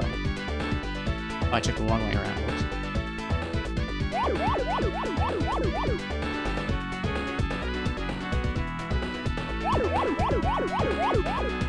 And the last patch.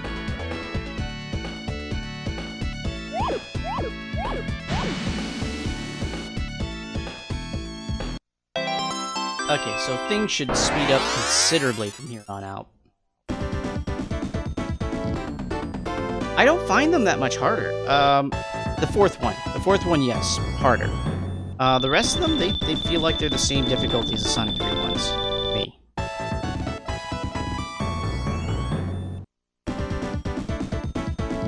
Jeez. Heck.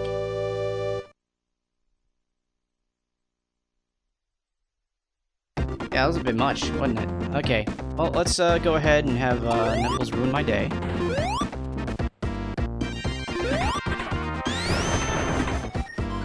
Come on.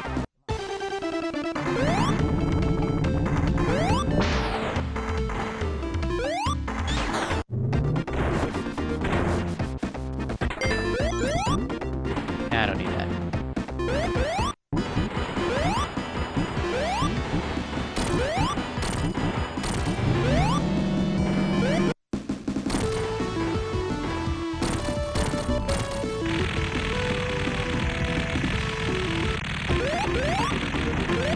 Such a lag there.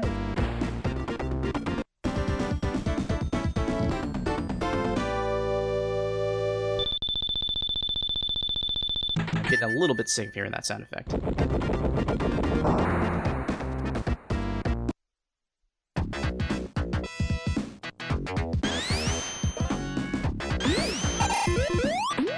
point is just to race to hit 50 and see which bad Nick is stupid enough to lose my shield first. Guess I do it myself on purpose.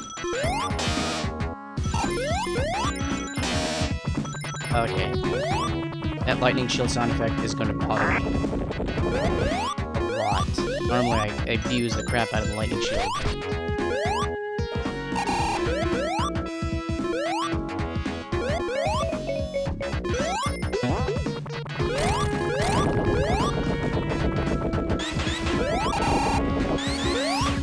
Normally when I try to spin dash through that, I end up being stupid, trying to go through both of them and getting crushed to death.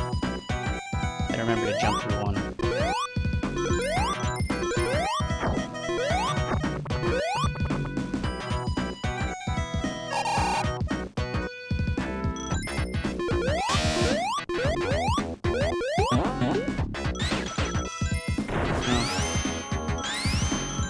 Okay, maybe you missed the chance to clip, but at the very least, you can timestamp it on YouTube when I upload it.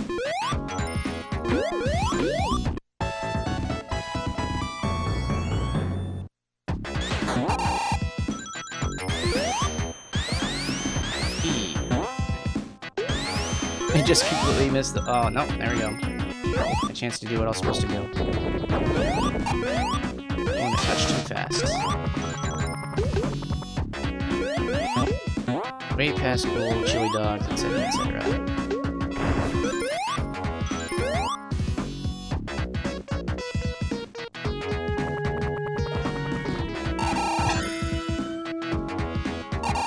Oh, that was unfortunate.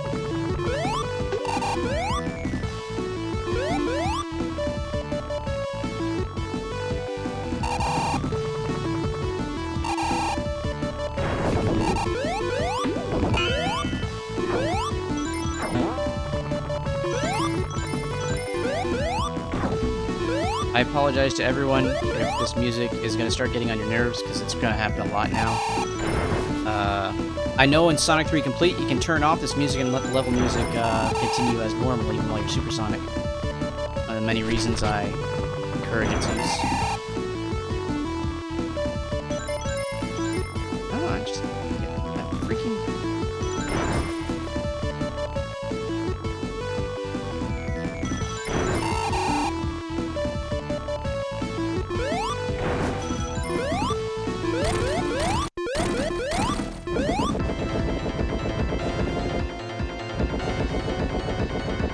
eyes are still black in that sprite. Interesting. Different.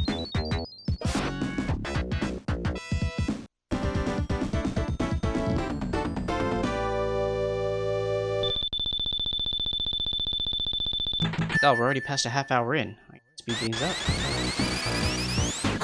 I don't remember what my best time is in Sonic 3 Knuckles, but I don't think I'm on track to beat it.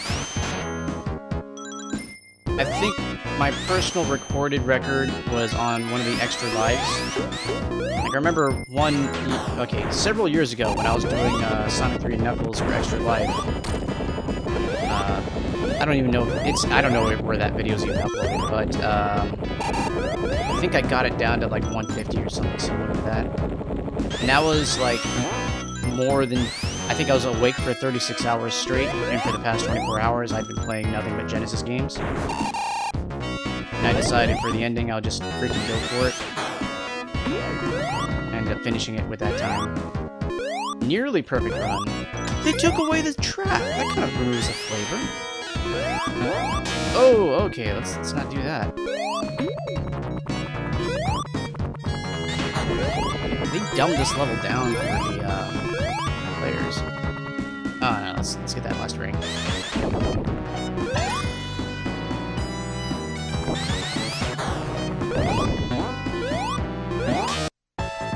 Alrighty.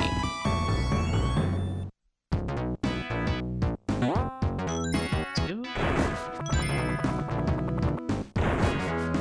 Oh! Try to avoid him. He's still there. They got rid of the other trap, but he's still there. I never not get hit by him. I know that speedrunners that run this game, like, always perform these random clips that flip them off to the end of the stage, especially the ones with the vertical loops like this one. The top of the stage and the bottom of the stage meet like a Mobius loop or something. That was pointless.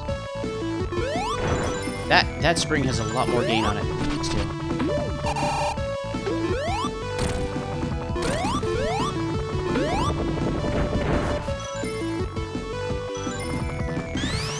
I don't have the techniques to properly run this game. I just play it the way it's meant to be played really well.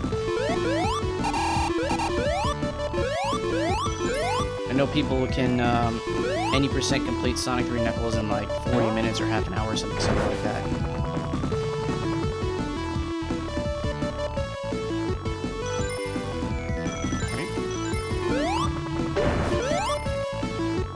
Knuckles can break through that one.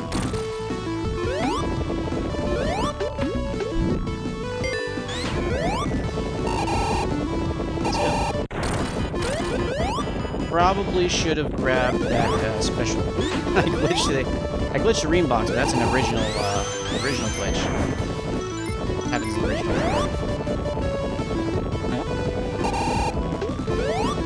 I should have grabbed the bonus stage so that I could stop being iconic and conserve some ring energy for later.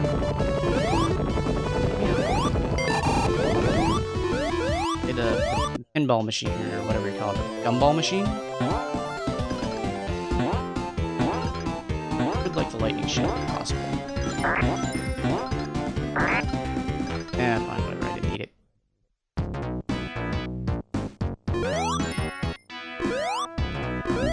Out of my way.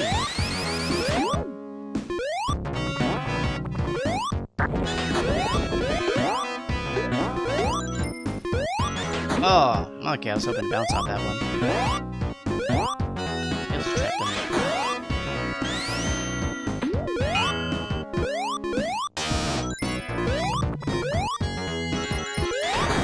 Alright.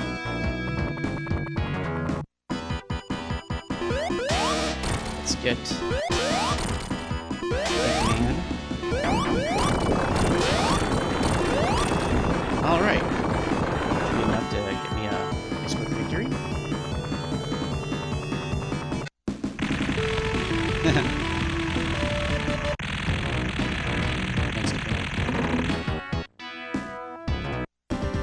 Alright, Carnival Night. Let's go. Carnival Night's a slow one.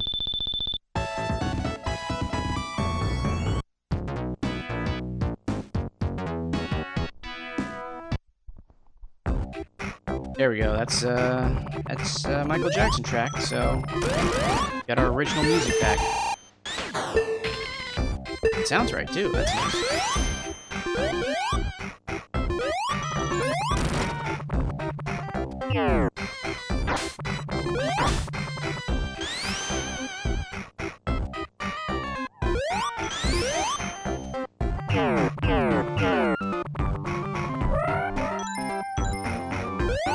Get up there.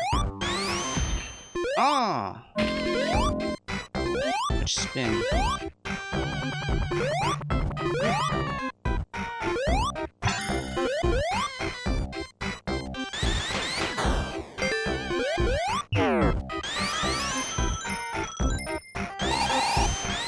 Didn't mean to do that.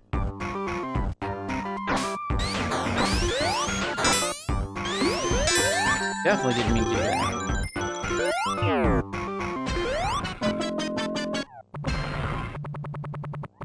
Whoops.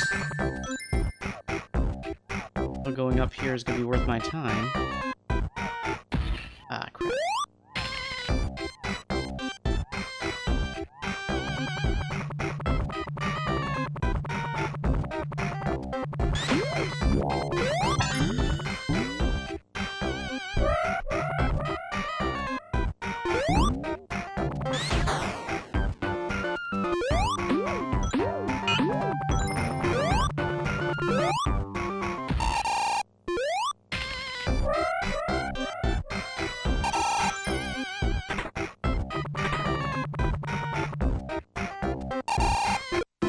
My least favorite boss of the game.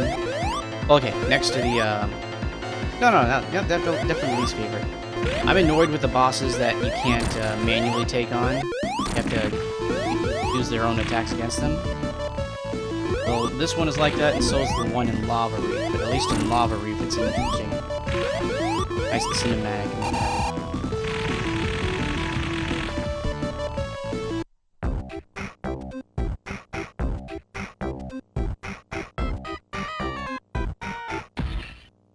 Right.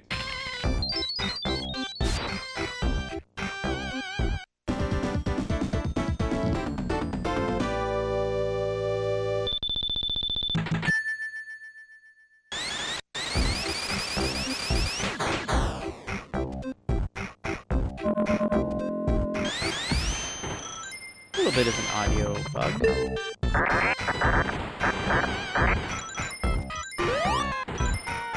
Oh, they got rid of the bottom, I don't even know what to call these things. Spinning barrels.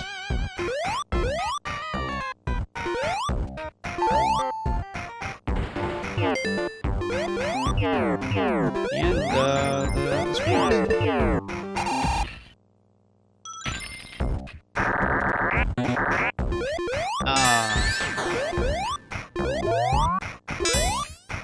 Tails, I gotta go away. I gotta throw this on. Could go down there and probably get an extra ring, or I could keep playing the level. Oh, okay. Why do they sound like breaking scenery like in Green Hill as opposed to just a bubble pop?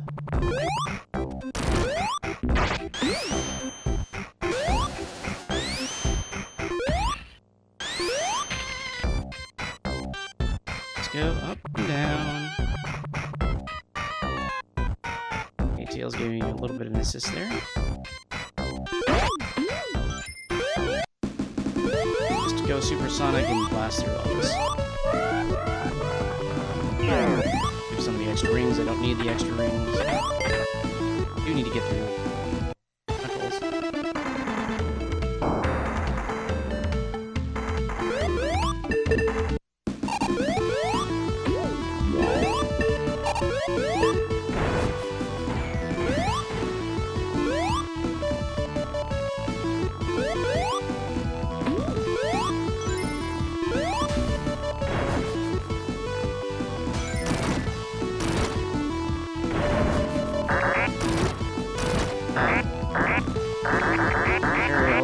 Traps me before auto comes back in. Oh, there's supposed to be a spike trap there to crush it. definitely made these levels easier. What?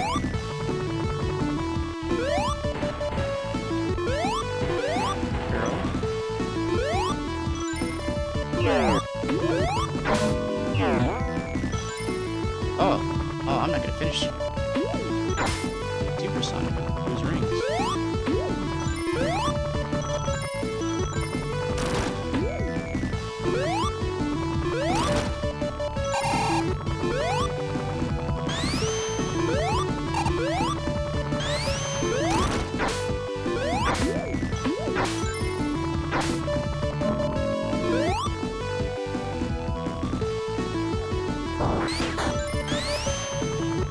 Okay, that is my chance to save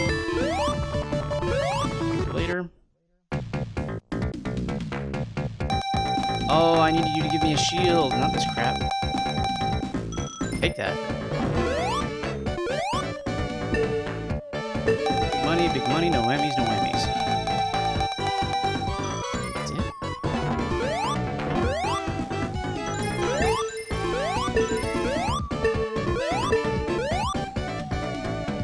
Okay. Zone myself out before I even get to 50.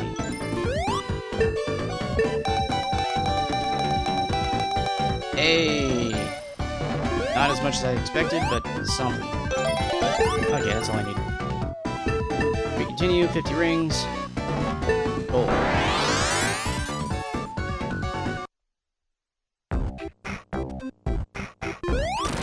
Oh, and I got my vocal shield. Okay. Look at this.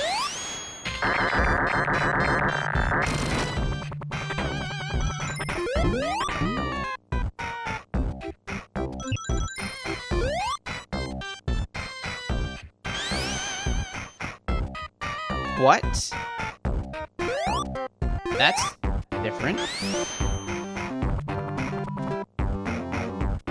Okay, here we are.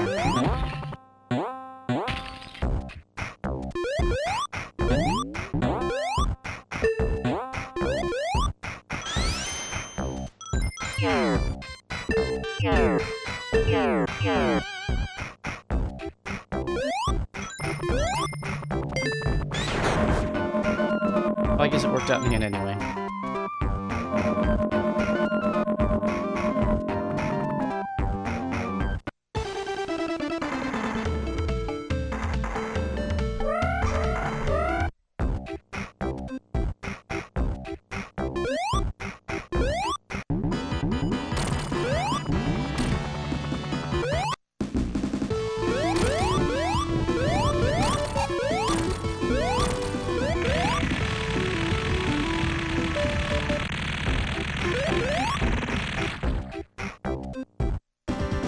Okay, that's over with. Now we get to do ice cap and launch base.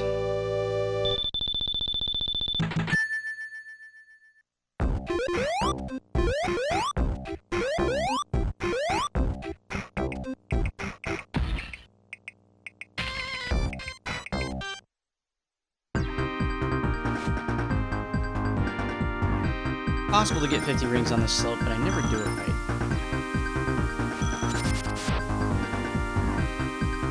I think they might have changed it. I don't know.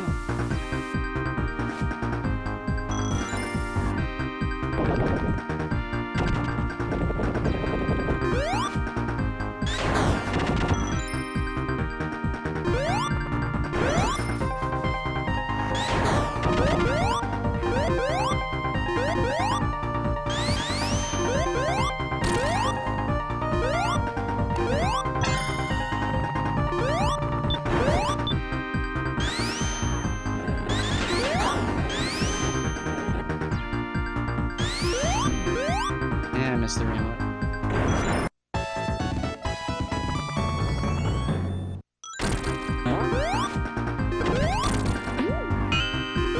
One thing that happens on this level sometimes, you go a little bit too fast and you got a lightning shield on, and the rings will wrap around from the bottom of the level to try and chase you at the top. The rings coming from the opposite side of the screen come out of nowhere.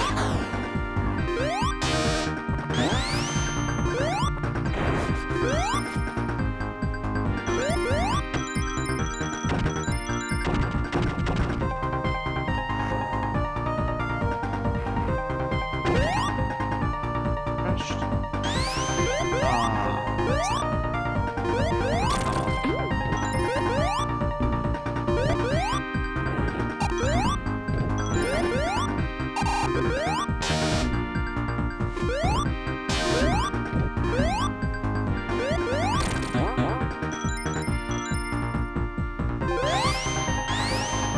Oh, okay.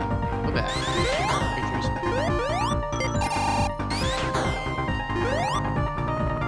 Fun little camera trick. I think I can use this clip, but I'm not going to.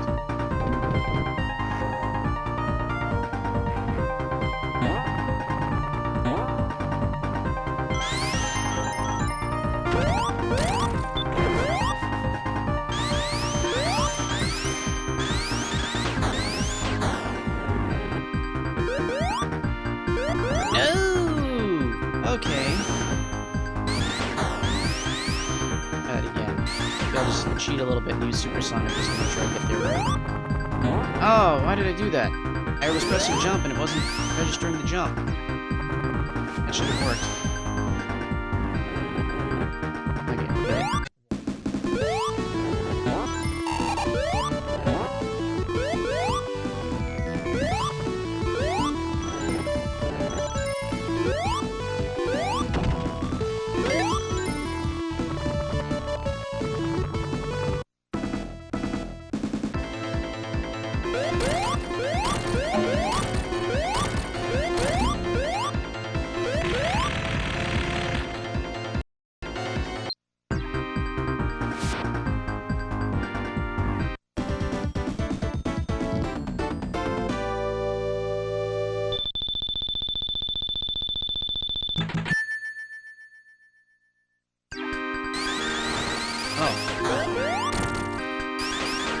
Stop her?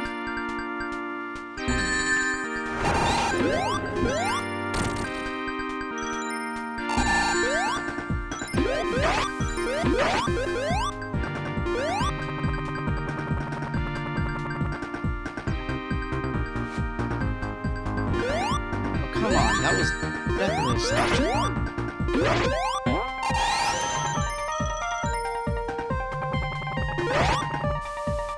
Split-second shield, or whatever you call it.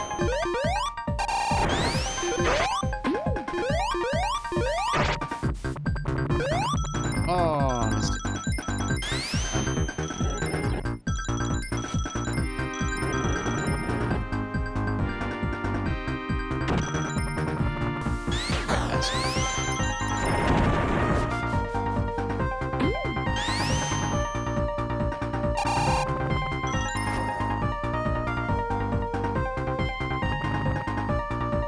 Oh, okay.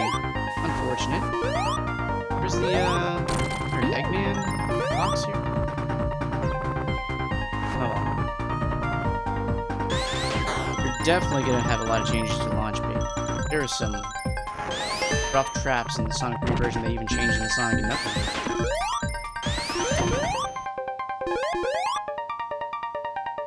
Alright, no Sonic, just me and Tails and Egg.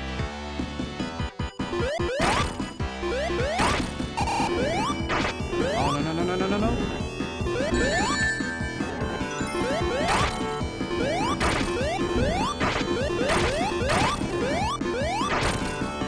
You regret everything.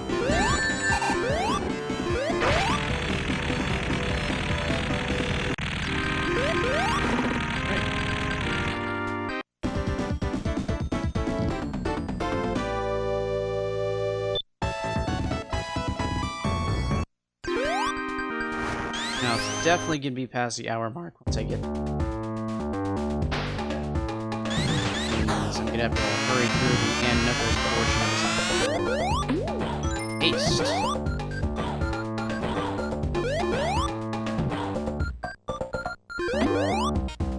Go out of my way for any sort of rings. I'm just gonna run this fast.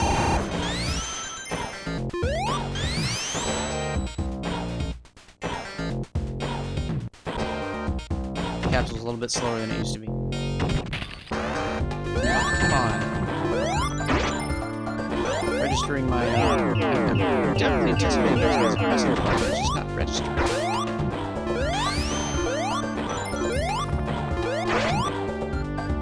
Open up, open up.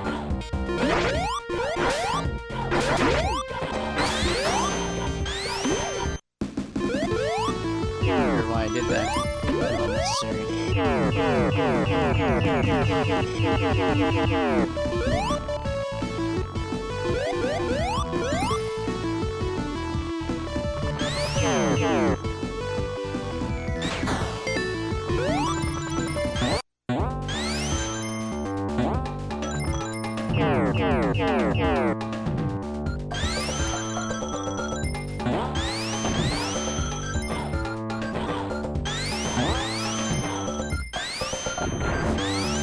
A little bit of hold down the ring here going on. Oh, I forgot about that. I wasn't even looking at my ring key. Oh, we're almost near the end of the stage here. No. Forward, not backward.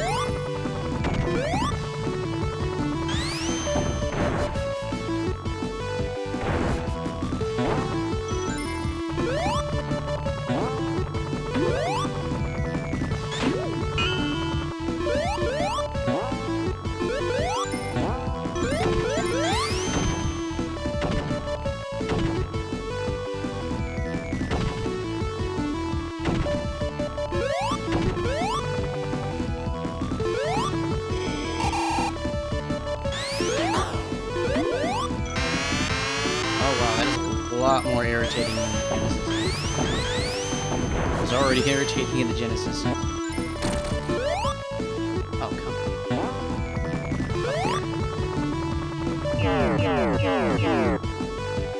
Now you can do a thing here where you can jump right before this cutscene triggers, and then you'll trigger this guy to come right back down. Just screw yourself or kill yourself on the bottom level. Don't recommend it. Yep, all the rest of my reunion.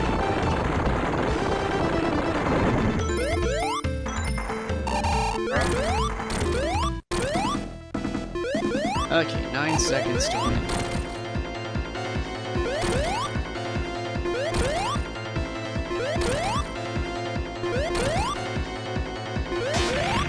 Didn't quite make it.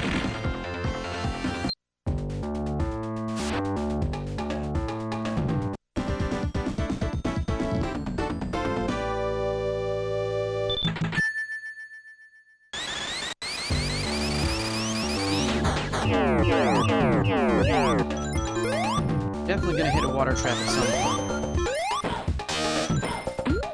And there it is.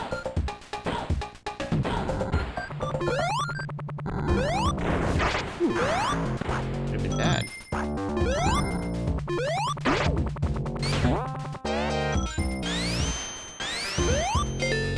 Oh, really? It's never happened.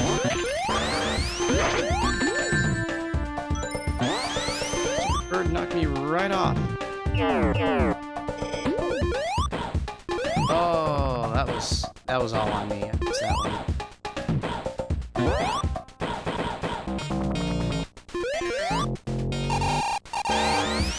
Screwing up all over the place now. What's going on? Definitely have enough momentum to get up here.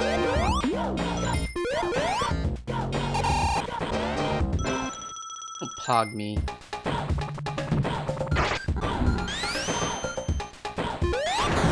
That is Pog, right? I don't know anything about Twitch streaming besides the fact that I'm doing it for a year. I don't know any of the emoticons or what have you. Oh, there we go.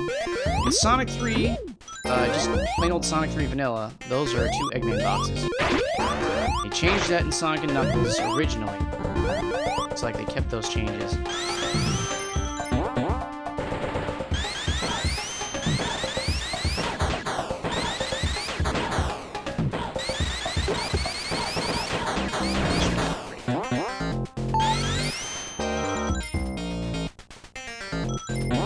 Oh, no. Back there. Oh, whoops. That was supposed to be instant shield. Again, me not paying attention to my ring. This is very close to the end anyway, so... Go on ahead. Oh, wait. No, I don't want to go over there. Oh, I thought there was, for some reason I remember there being a ring box there.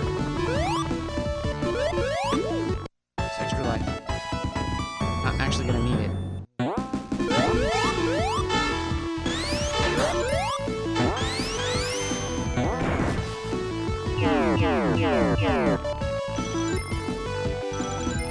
Parts of my memory are failing on this level.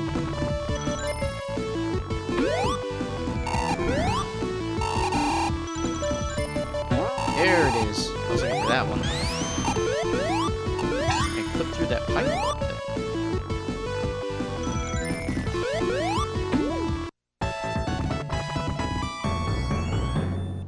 A little bit of physics jankiness going on here.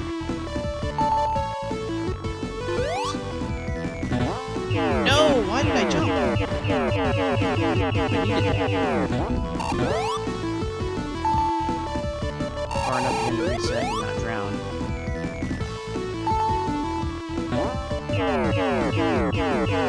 Wait. Ball's still there.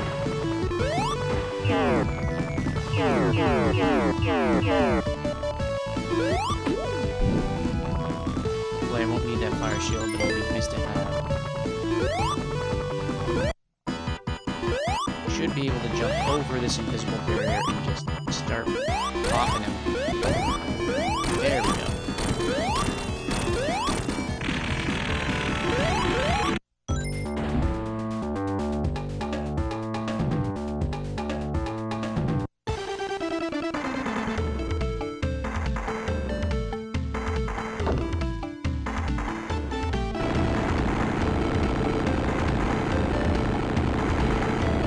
At that point, you think that Knuckles would have learned his lesson. Remains a dick. At least 4 more zones.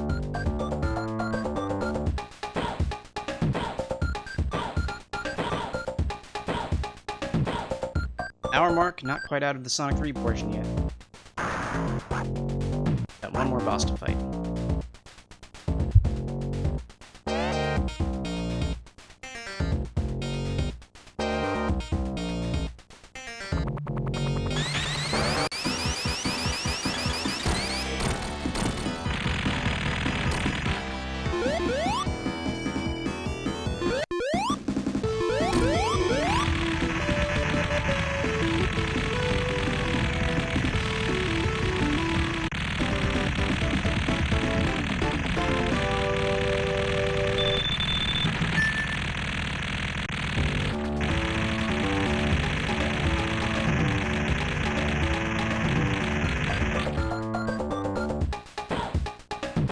That was weird. There was a little bit clipping going on with the lives counter and the rings counter. That's new. Happened on the Genesis.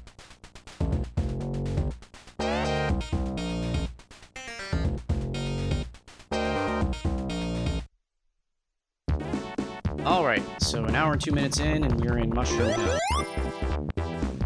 Now we're gonna give up the ability to go super.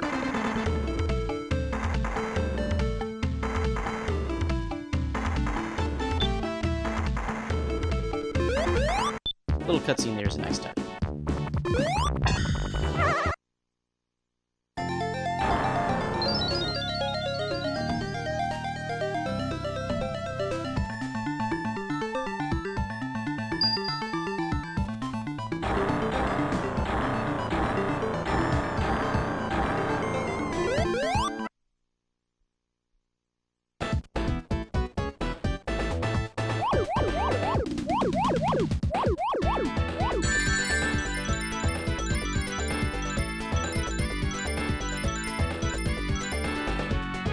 I'm gonna leave those for last.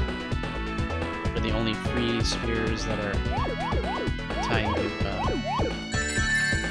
things like that.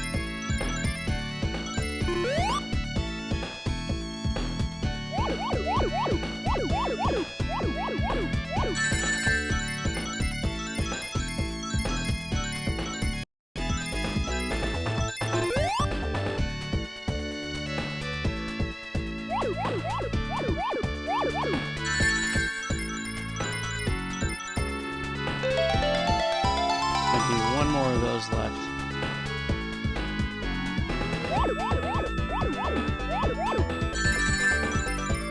There we go. Now we go back to those freestanding crosses.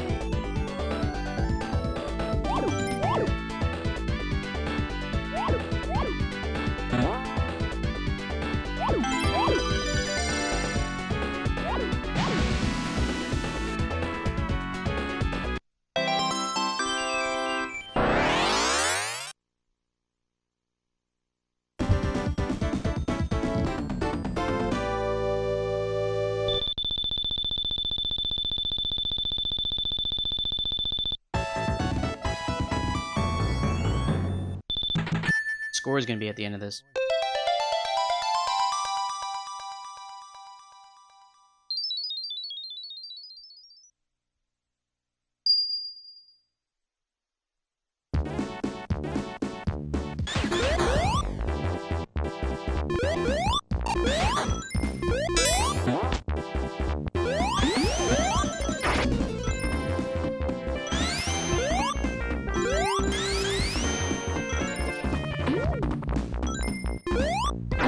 Hey, come on. Go.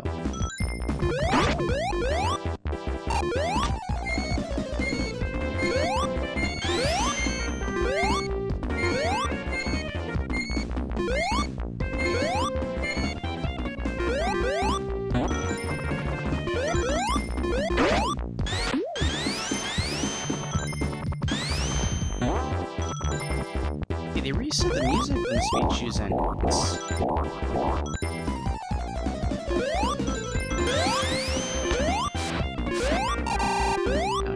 Oh, wait, no. Wrong part of the level. There we go.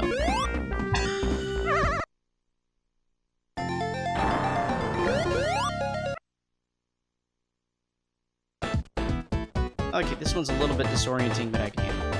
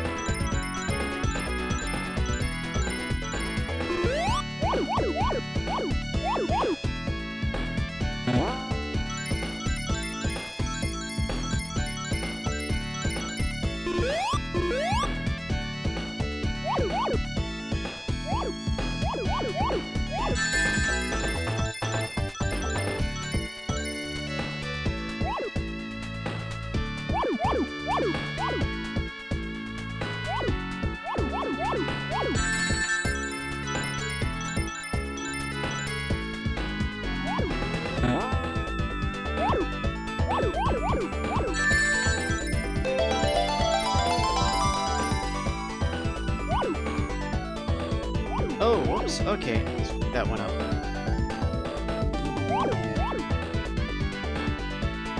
I don't know if that was me or if the lag caused the timing change there.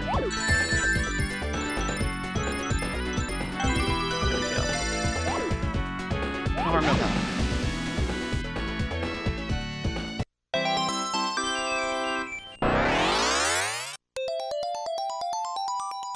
Oh, Pona! Welcome back. USDs. Pona, you totally lost me on that. I have no idea what you're trying to say. But thanks for resubbing.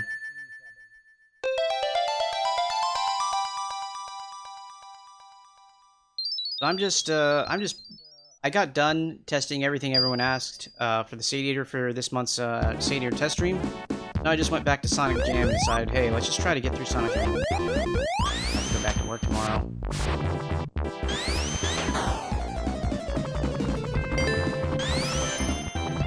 Right now, I think I'm making okay-ish time. Probably not my best time.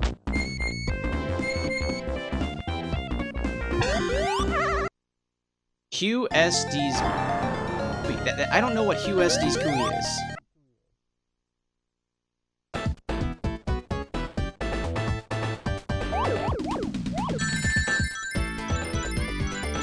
Is it like, who is these guy? Like, who is this guy? Is that what you're going for? I read GUI and I instantly think, you know, graphical user oh crap, seriously?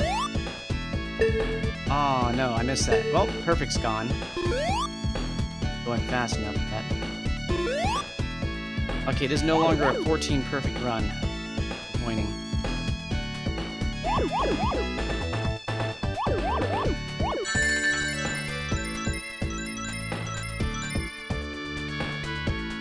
Yeah, you can't go on a programming stream and say GUI and assume people think, oh, he's just saying GUI. There's a little bit of a goofy in there. Gosh.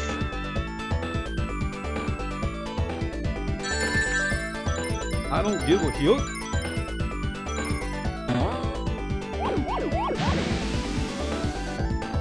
I thought you were working tonight, Ponut.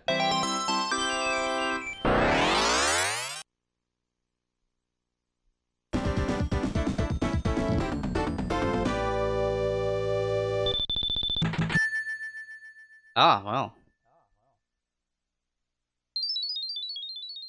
I appreciate that the first thing you did when you got home is tuned into the stream. I think we're in for another... I don't want to say an hour, but based on my current rate, now I'm not quite as well-practiced. No! Crap! No, I need that. Go back. Down. There we go. Just missed a ring there. I needed that ring. Anyway, based on my current pace, I feel like it's another hour.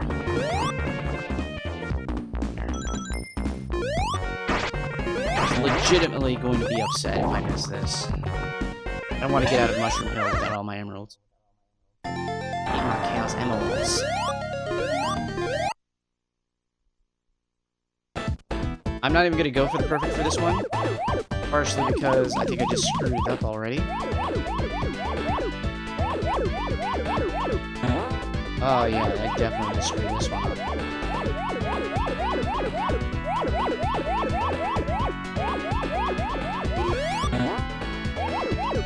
I'm surprised this game is letting me keep going, despite the fact that my turning of directions has completely destroyed this run. But okay, let's see how far it will take it.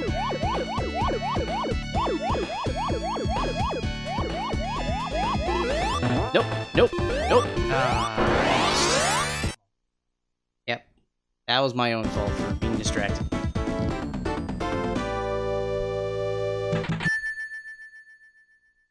Yeah, I know, right? All that effort to get down here just to... Oh well, let's get back up on the track and not have Supersonic in time for the mini boss. I don't know how many chances I'll have for the... Oh, crap. I'm getting a lot of lag every time I try to do the split second. Yeah, like that. I can't get the timing right. I'm killing myself.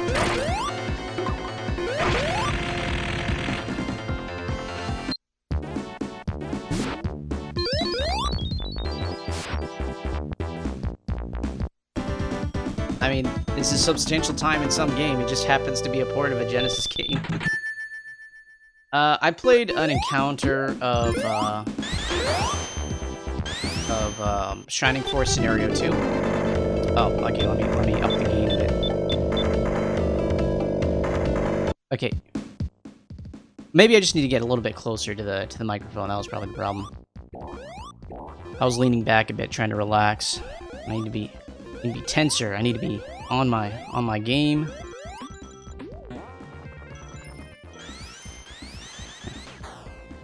Oh boy, here we go. Oh, I was spin dashing. Why did you jump? So yeah, I was playing a little bit of Shining Force Scenario 2. We discovered that the Satiator does not like games that require VCD. Not a surprise. And what else? Oh, and we saw a few minutes of Hideo Kojima's Police Knots, but that was... I'm not going to sit through another 20 minutes of cutscenes after we sat through so many cutscenes in Panzer Dragoon Saga just to get started. I can perfect this one, but it's a lot of effort, and the failure rate is not 0, so I'm not going to try because I want to get through this tonight. I've done it before. If you look up one of my extra live streams, it's not on this channel. It's somewhere in the internet abyss. Probably That's It Guys has it, or somewhere else. But I've done basically a perfect run of this game before, but not tonight. If I'm on Genesis hardware, where I don't have to deal with the lag from the port, I feel like I'd be doing a lot better.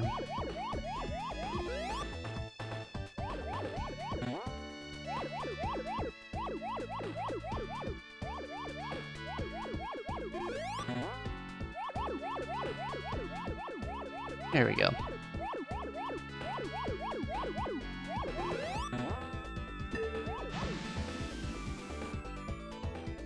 Shining Force does not require VCD. However, Lunar Silver Star Story Complete, Yuna 3, I think like one other game does. I forget what the other game it is that we tested.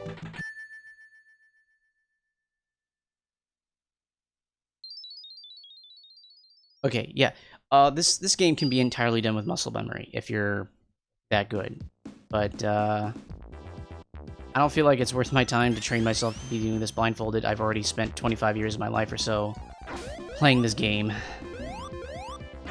I've given Sonic 3 Knuckles enough of my life. I don't feel I own it anything else. Oh, wow, the timing on that was just so perfectly wrong.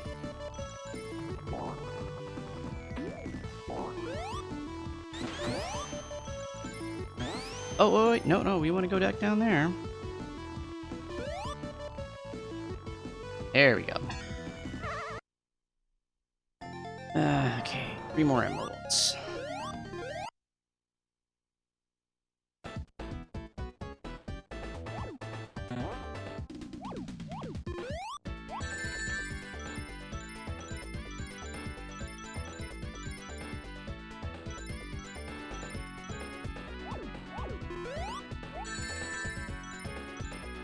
Okay, maybe I'm playing a little bit riskier than...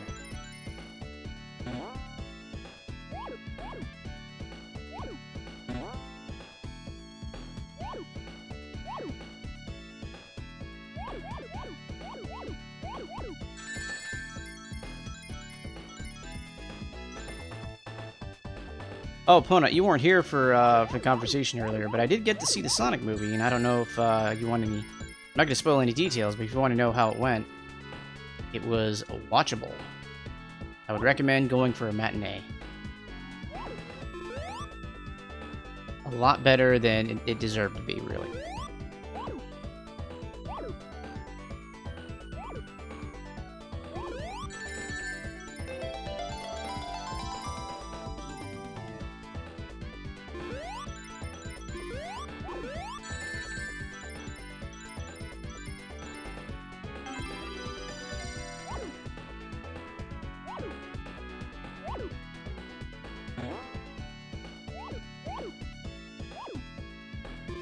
Oh, okay. That could have been a premature ending there.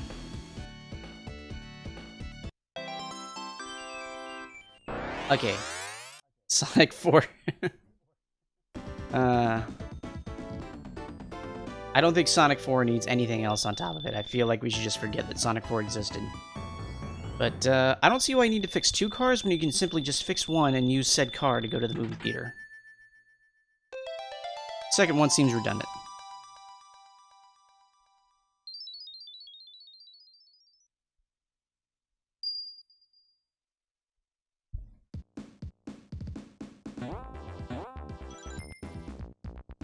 Back into the swing. Go up there. Get blown by a chicken.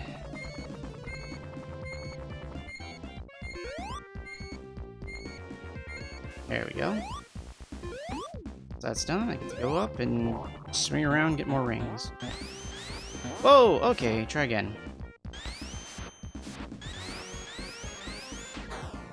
Here we go. Oh, no! Not what I meant. Oh, am I on the low path? I'm on the low path. I missed those rings. Okay. Looks like I'm leaving Mushroom Hill without my precious super emeralds. Oh, come on. I just need to get over there. There we go.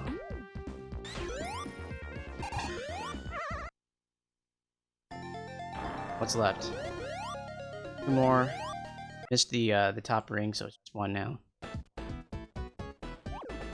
So I'm getting hypersonic and battery.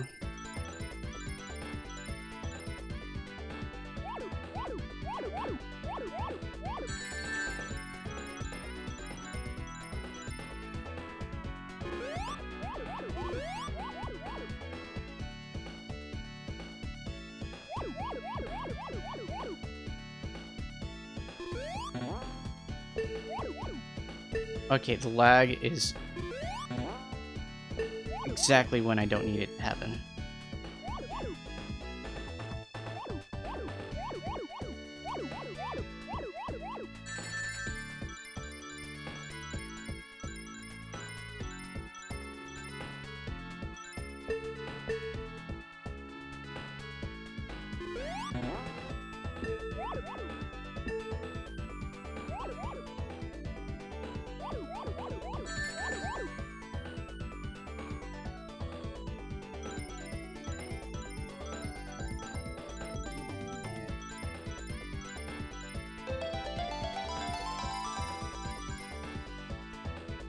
Where's the exit? There we go.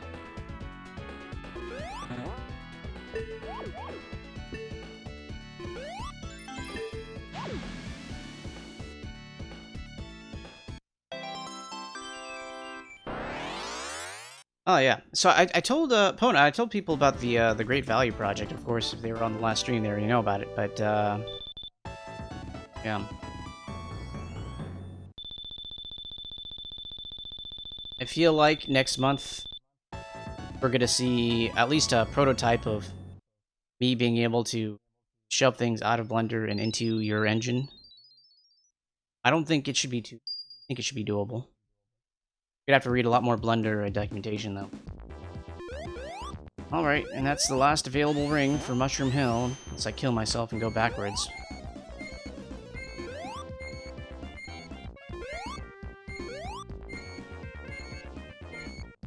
Really don't like these poopy things. I don't know how to trigger myself getting up to that top level, the little top area with some bonus items and stuff. Now I'm just gonna have to take on this guy with standard. What? How did that happen? I'm supposed to be able to bounce on top. That's not how that's supposed to work. Oh boy.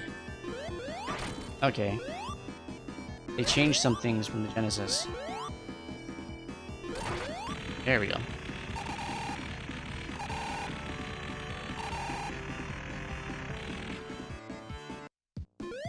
How are we doing on time? Oh my goodness, it's 10:37.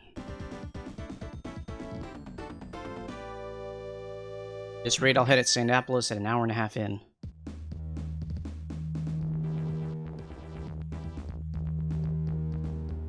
I'm wearing these headphones directly feeding in from the audio output, and that was a loud sound. I wanted to improve my time. I think my best time so far is like 150, but I feel like I'm not going to beat it today.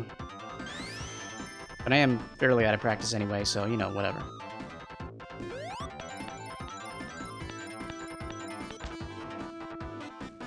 Monkey bars. Definitely not on the Saturn version. There's a lot of lag on here I wasn't expecting. Especially in the blue spheres area, which throws me off. Oh no, I interrupted the song. That's the last thing I wanted to do. Oh, good thing it started from the beginning. Because it's the Saturn port.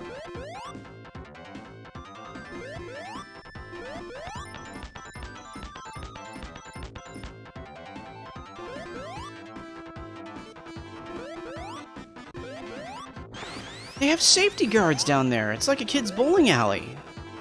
I didn't notice that. There's oh, and there's less stuff down here too.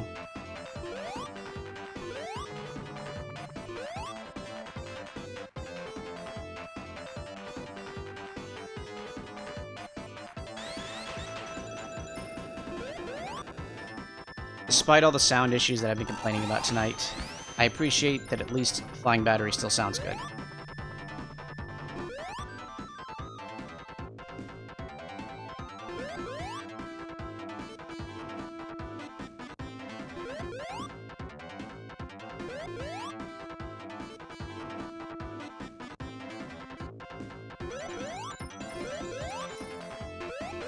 Yeah, I mean, I don't know if it's visible to you guys, but I'm feeling it, and it's very distracting whenever the lag comes up.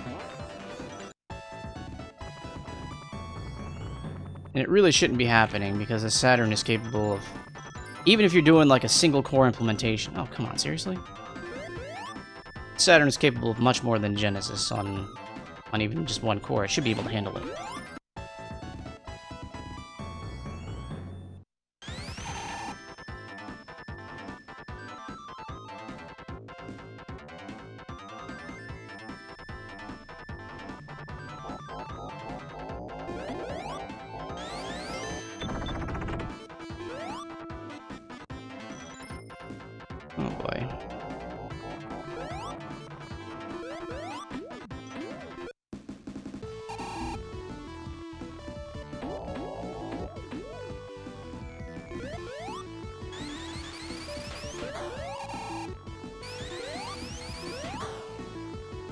Well, that was weird.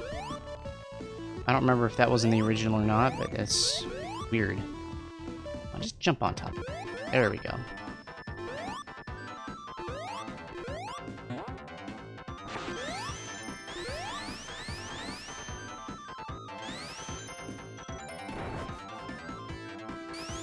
Ugh. I just screwed myself. Wow! Huh. Okay.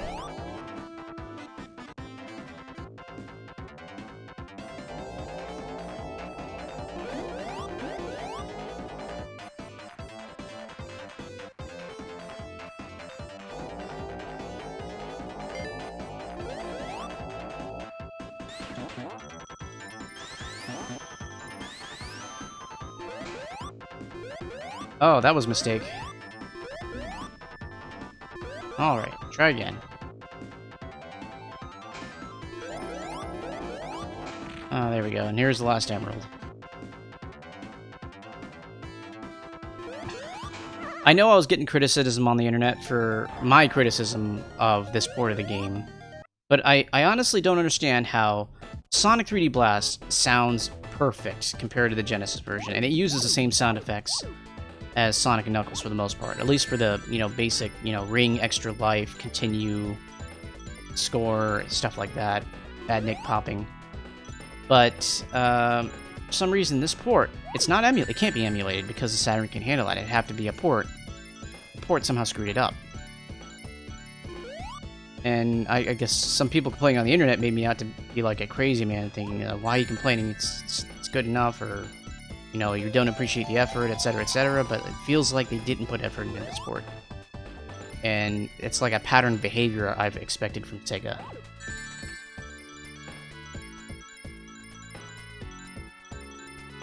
Because I feel like if it were up to me to redo this port, and I had, 2 years and no job, I could probably do a better job on the Saturn, knowing what I know now.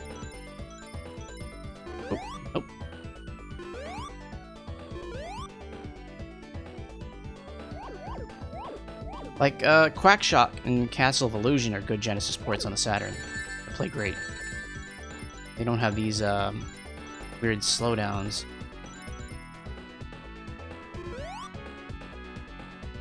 No, go back. I always get disoriented in this level because I know always extra blue spheres I'm not accounting for.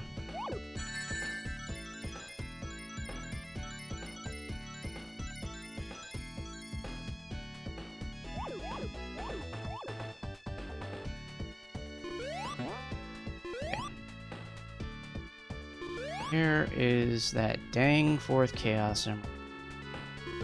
Oh, there we are. Okay, this is the last one.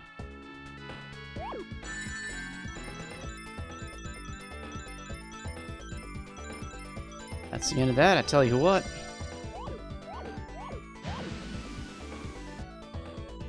Okay, I can understand that. They were overworked because of terrible project management. I get that. Chris Sen should have had more time. They should have come out with Extreme. They probably shouldn't have been working on the Dreamcast to release as early as they did.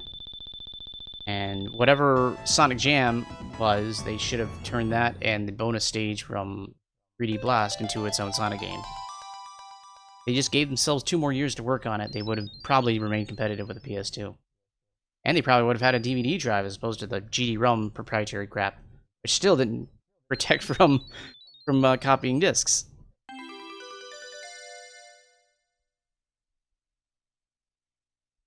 Hindsight.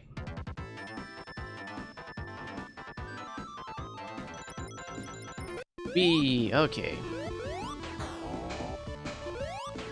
I am here to ruin everyone's day. Chew bubblegum. Wow, they didn't even... Okay. A little bit of a lag on that boss music. I think that might have been an original bug. I remember occasionally triggering that behavior.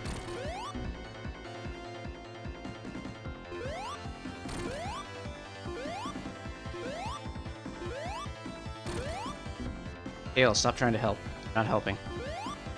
Just embarrassing everyone.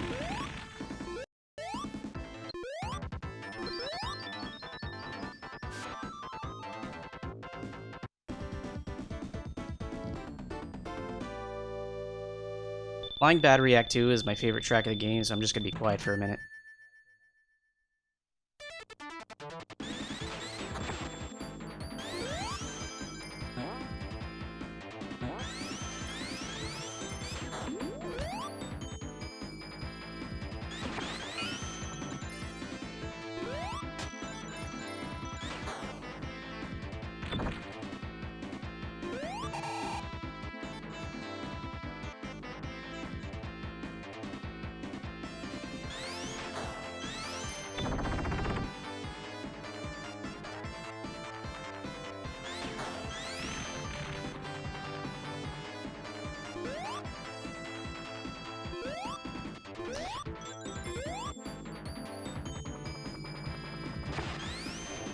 Those training wheels on the bottom of the stage are really bothering me. I can't help myself.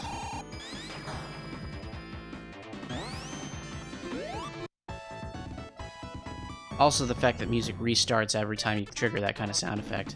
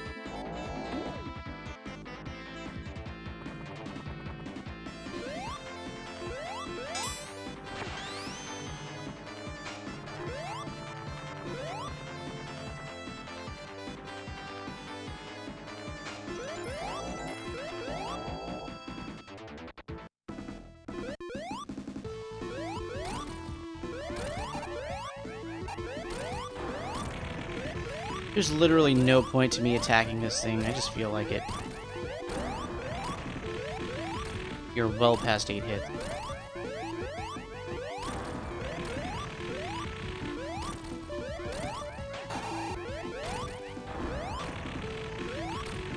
think I'm lagging the game out a little bit. Definitely some sprite clipping that shouldn't be happening.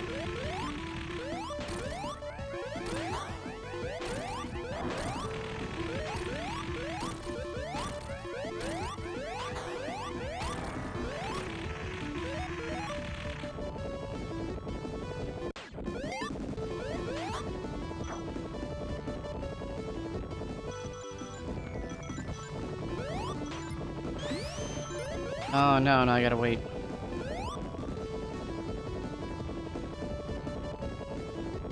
Oh, we're past an hour and a half and we're still in flying battery. Definitely going slow.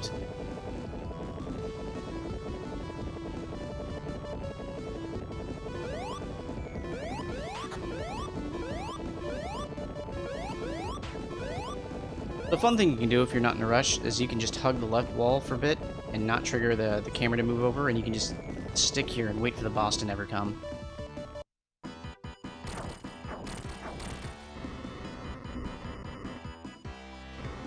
Oh, how are we running into sprite limit errors? That doesn't make any sense.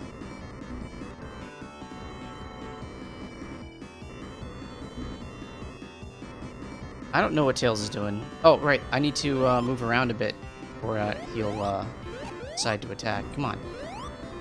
There we go.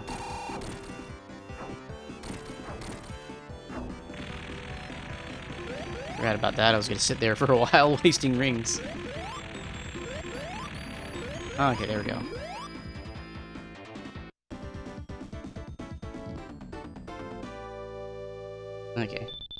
It's a fun story. I'm about to pop open a board-like piece of metal off of the flying battery, and that was originally meant to be the board that you surf on in Ice Cap, but they rearranged the levels and moved Flying Battery over to Sonic & Knuckles. I think most Sonic players would know that, but, you know, just in case you didn't.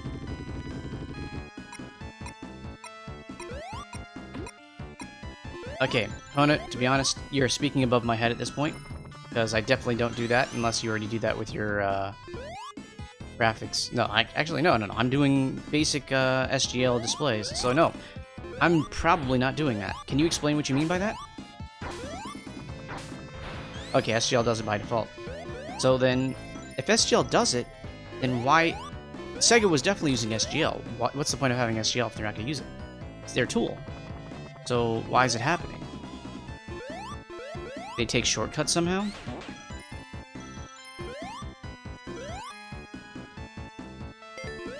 Oh, no. Sync here.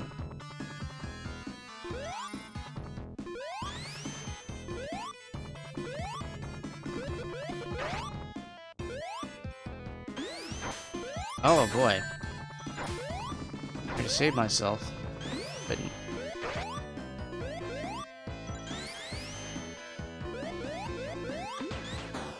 so wait. Sonic Jam, coming out near the tail end of the Saturn's life cycle, is using SBL but not SGL, despite the fact that the tool's available.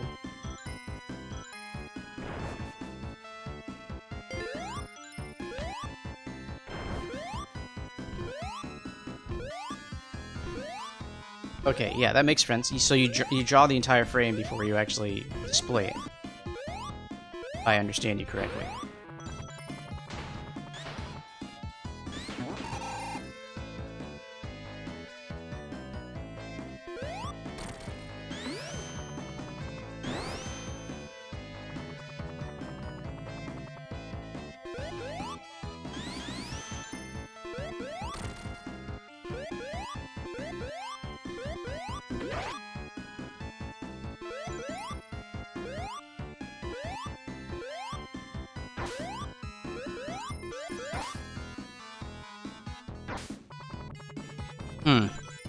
I guess I would explain if they basically just they basically halt the entire program while they load a sprite on demand, I guess. I don't even understand how they carry over Genesis routines, considering the Genesis would have been programmed in assembly.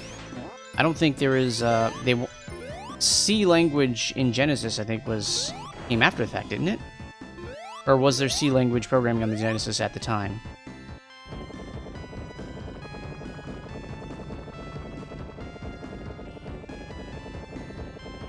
Okay, right. So it's just they're porting the assembly code over into C for the Saturn.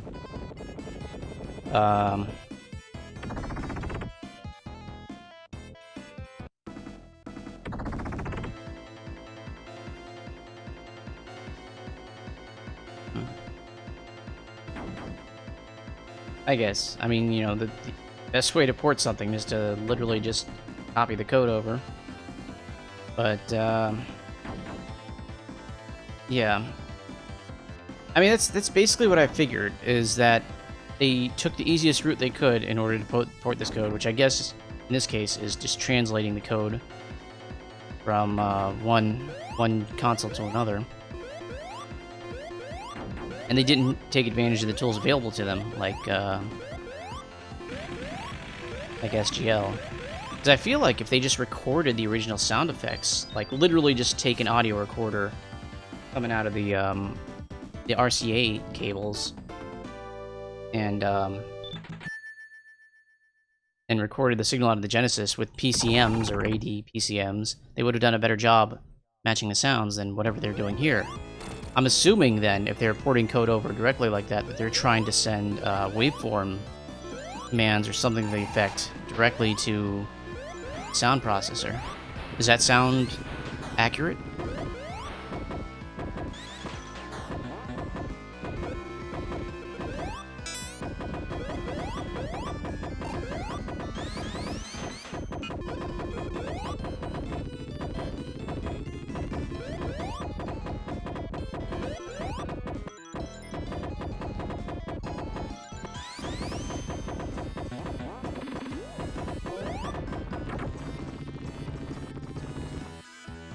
I don't understand. PCMs, you just record as is, and you can even get a very low quality version of the PCM of the original game and not have it sound so different as it does.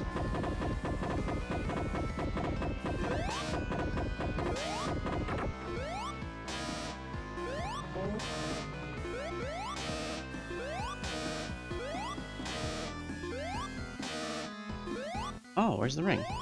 Yeah.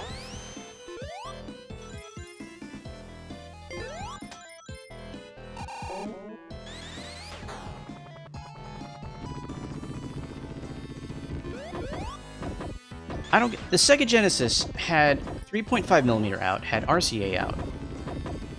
They could have found some way to record. They literally could have taken a cord out of the 3.5mm from the Genesis Model 1 and shoved it into some sort of audio recording, like literally like microphone in port. And it probably would have done a better job as whatever recordings they're using right now.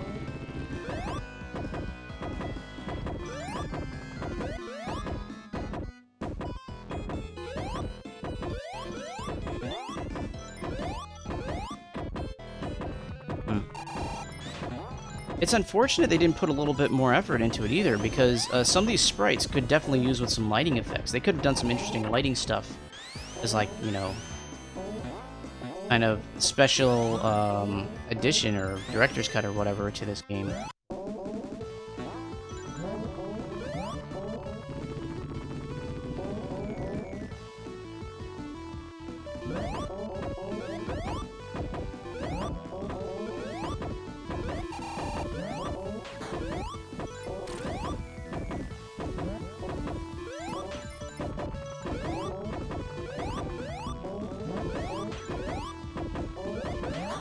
I mean, the concept of not having access to the recording equipment at Sonic Team is just baffling to me.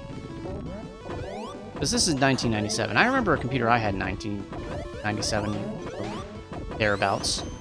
And it was a DOS box, but it definitely had, you know, mic in. I don't know. Actually, I don't know what bitrate it was in. I remember it had like a, I think it was like a Voodoo graphics card, and it had some sort of sound card. I played Doom on it.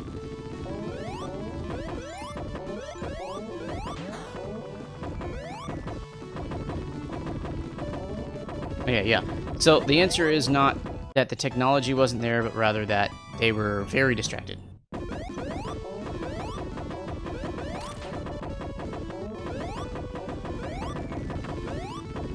Okay, I buy that. So yeah, the Dreamcast sounds great.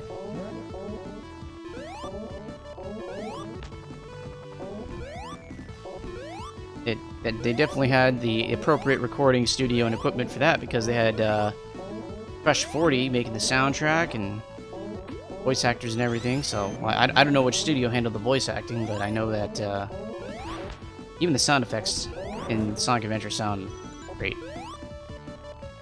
The only problem is the voice direction, where they don't quite match up the timing for different dialogue. Like it's the opposite problem as in Sonic Adventure 2. Sonic Adventure 1, you'll have unnaturally long pauses between characters talking to each other. Sonic Adventure 2, they literally talk on top of each other. I don't know if that's some sort of weird quirk with Japanese storytelling, or if it's just bad timing on Sonic Team's part. Oh boy. Out of here.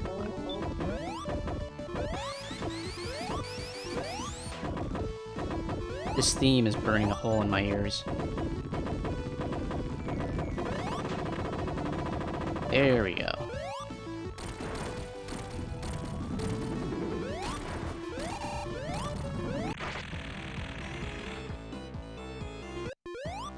We didn't even get a chance to give him his boss theme.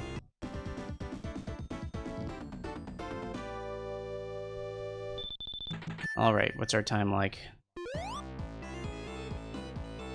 We're an hour 45 in, and we're still in Lava Wreath, the last full zone of, well, no, second to last full zone of the game. We get 2 half zones, and then Death Egg, and then Doomsday. Death Egg is a long one. I think Lava Reef Act 2 is kind of long.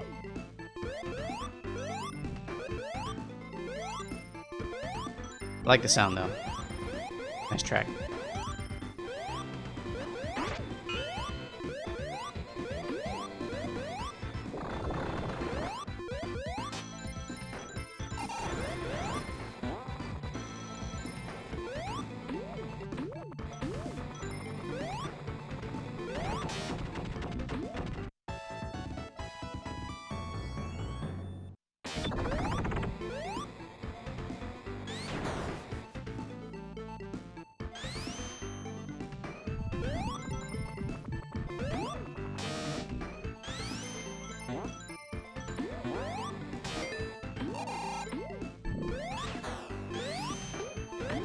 Basically, they were given a toaster and like a 386 and said, okay, make this port for the Saturn while we go work on some big boy stuff.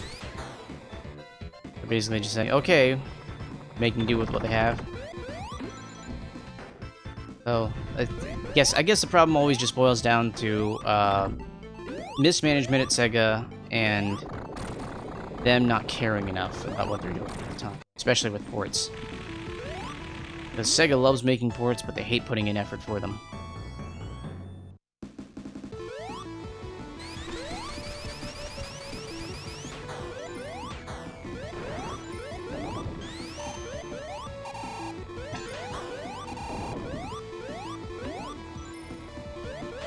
Up you, up you.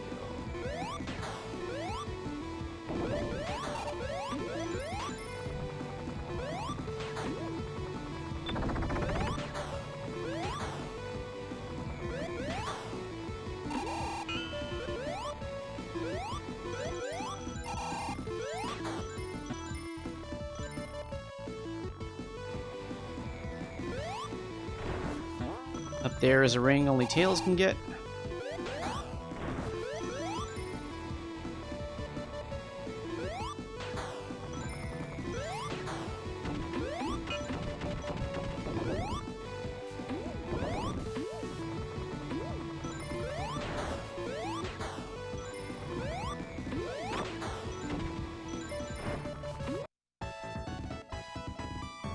I think we're making some decent time here.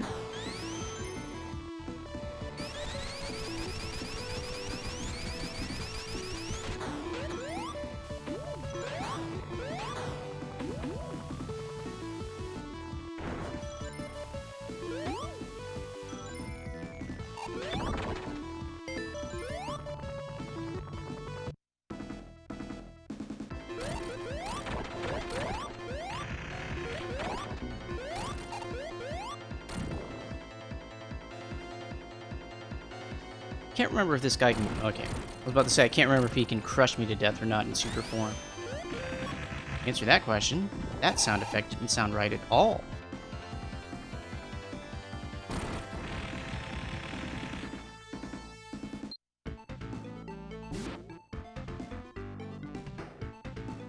Really upsetting me that Sega rushed Sonic Jam and... Or, sorry, rushed the Dreamcast with Sonic Jam being what it is, because if Sonic Jam... given maybe like 6 months of development just to build levels based off of what they build for the hub world. Would have been a great game. They didn't need to make Sonic Adventure as soon as they did. It would have been a good game with a little bit more polish if they waited a few more years. Maybe not even a few more years, like 1 more year. Instead of releasing the Dreamcast in '99, they release it in like, Christmas 2000.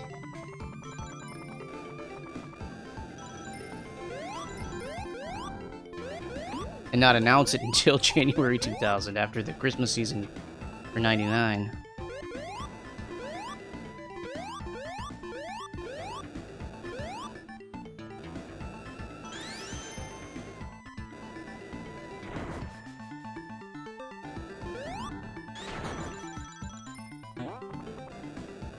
Yeah, I could go up there and get some more stuff, but I want to get going.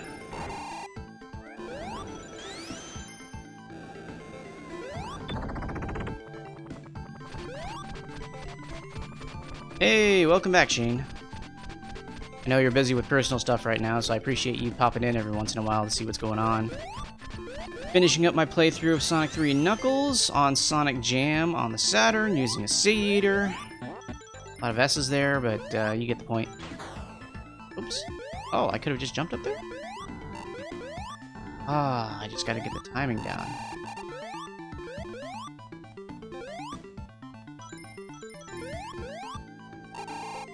Okay, but here's the thing though. Without the Dreamcast failing, is there an Xbox? Because those are the same people, right? Like the guy that was in charge of the Xbox was literally a guy that quit Sega, what, like a year or two before, right? So if they just didn't mismanage the Dreamcast, there wouldn't need to be an Xbox. The Dreamcast would have filled that niche because it was already there. It was already the online console with the interesting looking controller with, you know, forward-looking potential for online games.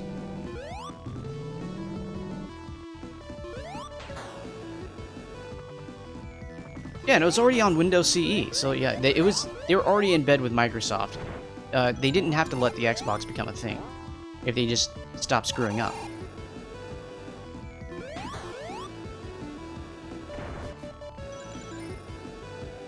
From what I understand, if you're good at 3D, it should be super easy to homebrew. I mean, in this case, not homebrew, but develop. But nowadays, homebrew Dreamcast games because of that architecture, which like you can just compile for Windows CE and it generally should run, right? Well, not as simple as that, but you don't have to do anything special like program for the DSP like you do, Kona.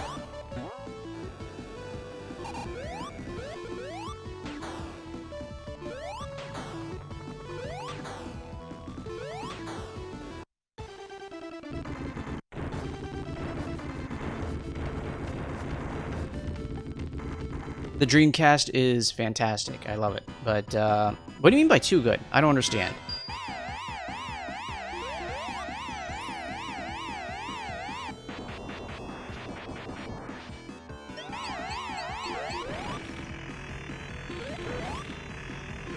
Oh boy. Oh, falling behind.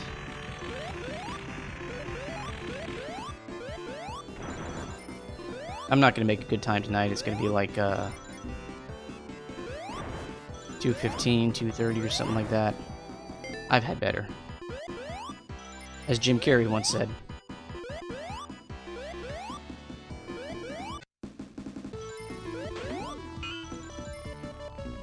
Where are you at?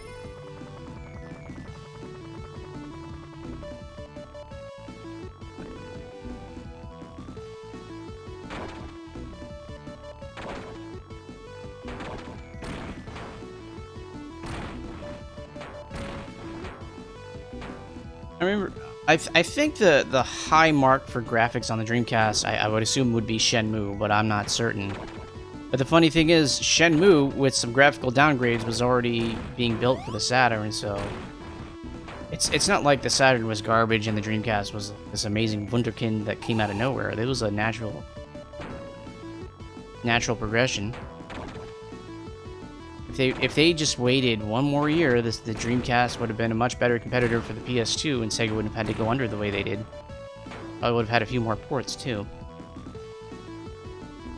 Like yeah, Half-Life 2 on the Dreamcast plays well enough. I would have liked to. They finished that port, didn't they? Actually, right? Like all they had to do was just release it. They didn't want to spend money on pressing disc and releasing it on a dead console. One more year, it would have had a DVD drive, and then the PS2 would have had nothing on it because it would have been DVD capable, would have been slightly stronger, would have had a better, opening library, I believe. Whoops, back over there, and it would have had online games out of the box without having to buy a network adapter. Well, yeah, I don't know what they were thinking with the 32X. Genesis was good enough. They didn't need to try and bridge the gap because how much time did they really save? When did the 32X release and when did the Saturn release?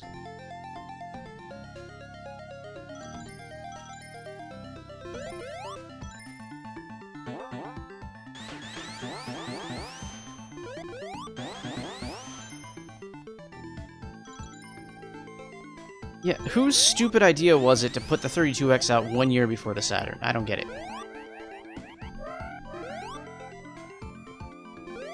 There's no reason for that, because now you have people developing for the Genesis, and then also... Oops. Forgot about that guy.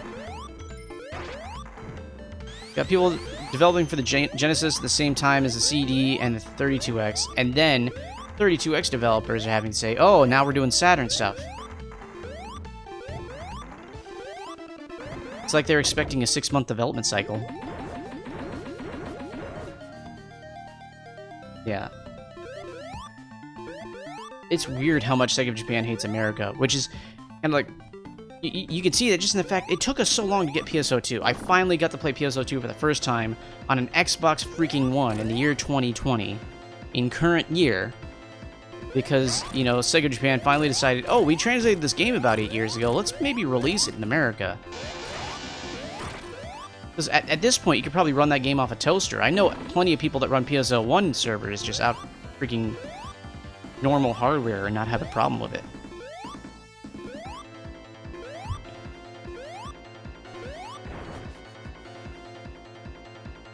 Yeah, I guess so. Customers will buy what they buy. Can't believe anyone actually bought the 32X, but there it is, with the better Doom port.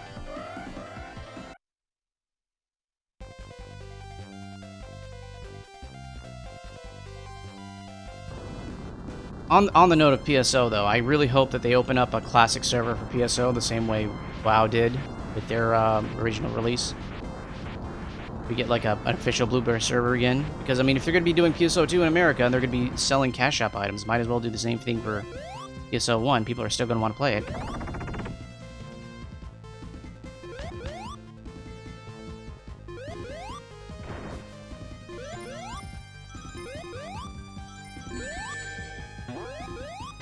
I'm going to get to the end of this game, which should not be that much further along.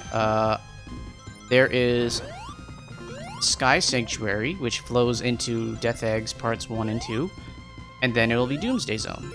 If I were to guesstimate, probably about 20 more minutes. And I'm packing it up and going to bed because it's already late.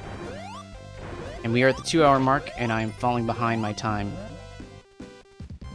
So, Shane, I'm not sure if you remember what my time was for that Extra Life. I don't know what my best time was for Sonic 3 Knuckles. I'm going to attribute at least 1 or 2 minutes worth of lag to my current bad time, but I want to know how good it could be.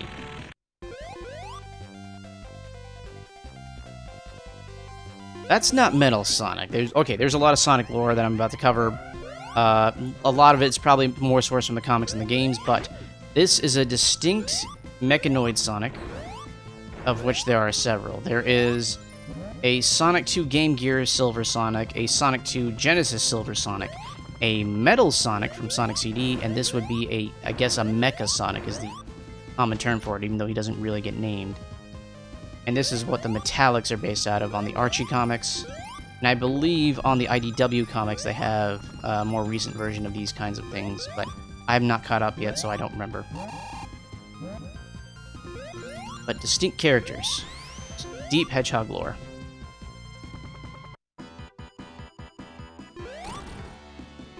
Oh, okay. They made this guy stupid easy now. Okay. He's not supposed to be this easy. He's supposed to be just out of range.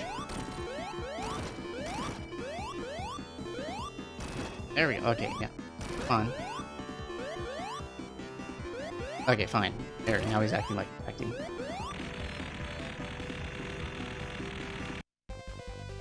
Oh my goodness. I watched like the first 2 seasons of My Little Pony while it was still like a popular fad to know about My Little Pony on the internet. I was playing EVE Online at the time, so people in Fleet were saying, "All right, every pony, let's go. Let's go. You know, dock up or get in Fleet or get on comms. Every pony, shut up. Sinos. Oh crap! Who the fuck? You know who didn't bring the dictor?" And then profanity, but ponies were involved. Yeah. I flew with Dreadit under while they were still aligned with Goonswarm, and that was a big war there. That was fun. I was flying battleships while I was also flying a tier 3. I just called the ship was called an Absolution. I forget what it was, but it was like a tier 3 battle cruiser or something like that, doing incursions. It was a lot of fun, but I don't have the time to dedicate to EVE anymore because I do homebrew stuff now. But most of my interactions with the My Little Pony community come through EVE Online. is what the point of that was.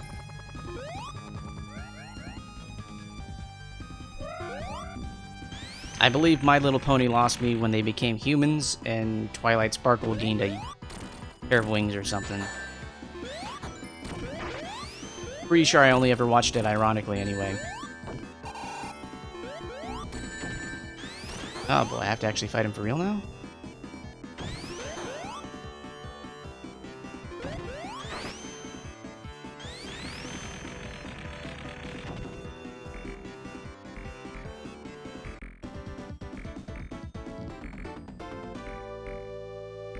Here's the thing, EVE Online, if you play in Care Bear space, which is what they call high sec, yeah, you can call it, you know, spreadsheets the game. You're just fighting rats for money.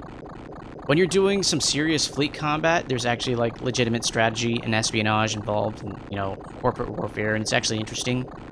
You just fly fleet doctrine and go in and hope you don't get blown up. But it's exciting while you're there in a system with like 2,000 other ships trying to shoot at you.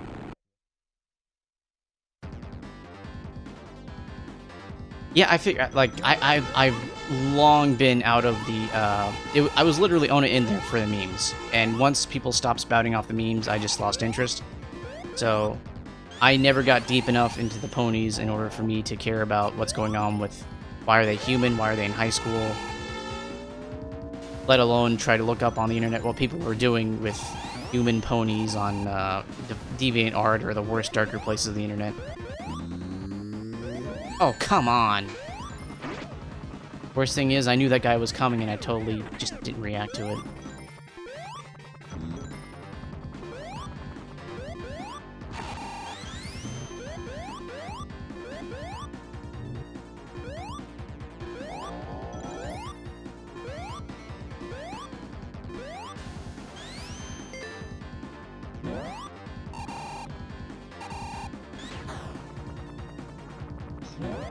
Oh, come on.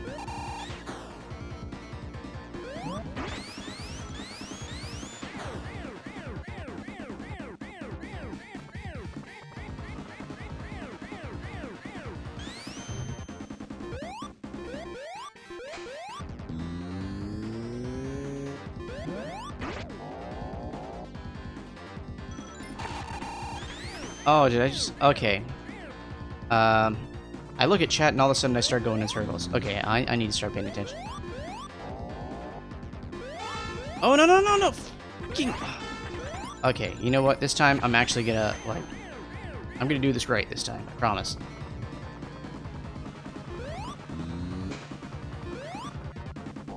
Should have already been at that weird floating eyeball thing by now.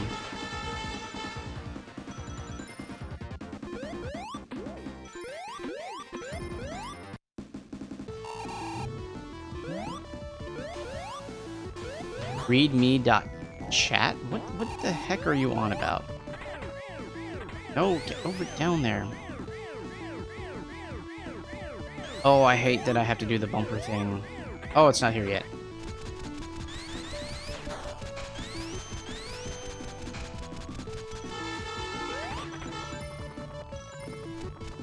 Okay, let's try not to fall into a bottomless pit at the end of this ramp. There we go. Here's that bumper thing I hate. Oh, come on. This is why I hate it, too.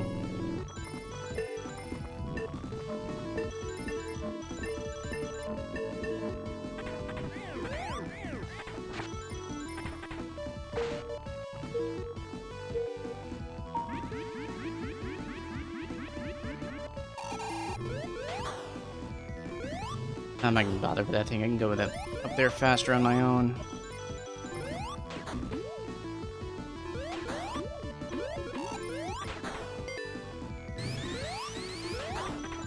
There we go.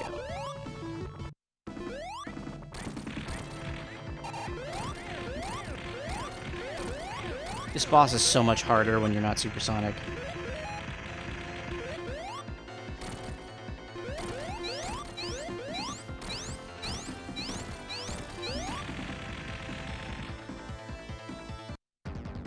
Wait, what's PDQs? I hear PDQ, and I think partial differential equation because that's been drilled into me. You've taken me to Zaxby's. Zaxby's isn't bad. I don't know what PDQ's is. I'm trying to think of like a P besides Popeyes or Pizza Hut.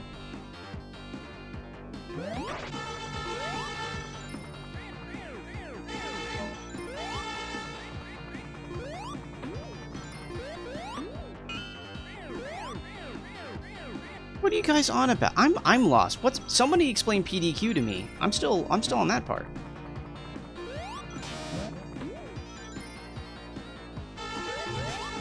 Aw, okay. I'm not gonna miss these rings. I want these rings later.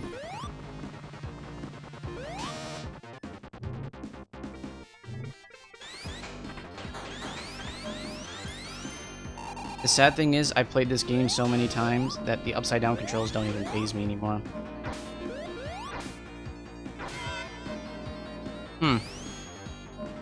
Is PDQ short for something? Maybe I know it. I used to be in Tampa. Out you go. Out.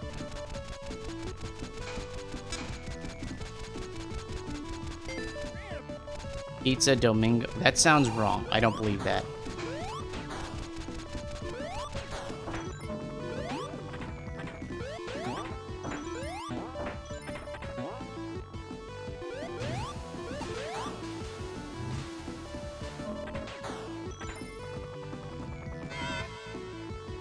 Please don't quit. Nope, never heard of it. Oh crap! No! I need to stop this before I go over to the boss, or I'm gonna definitely have a bad time. I need to get to bonus stage quickly.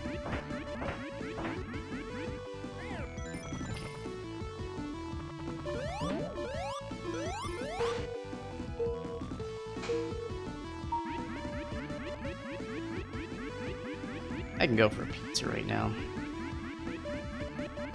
I'm hungry. That's making me hungry, man.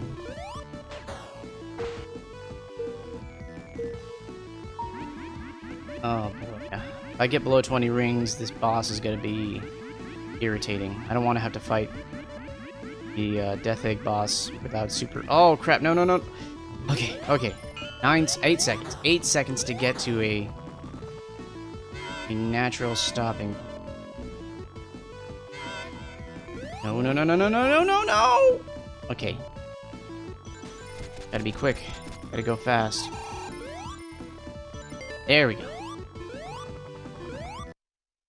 Oh, this is not the one I needed, but it's the one I'll take right now. Thank you, Tails. You aren't appreciated enough as a character, or as a good boy.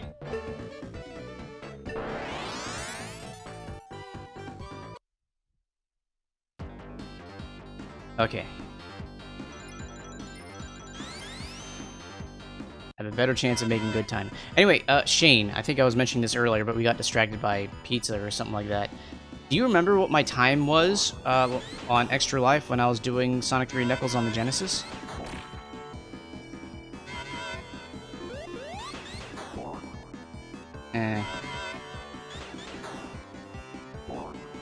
Why does this guy look like he's got 2 bumpers? Why does this guy actually have 2 bumpers? That was not in the original game.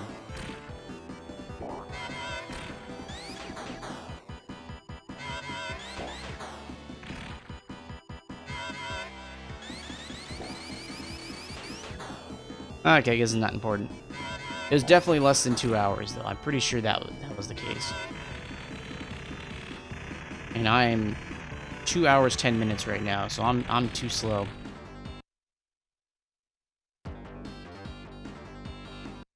No, dude, I don't remember him ever having those 2. There's rings now? There are rings now. That is different. Okay, I was worried for nothing. The rings are not there in the Genesis.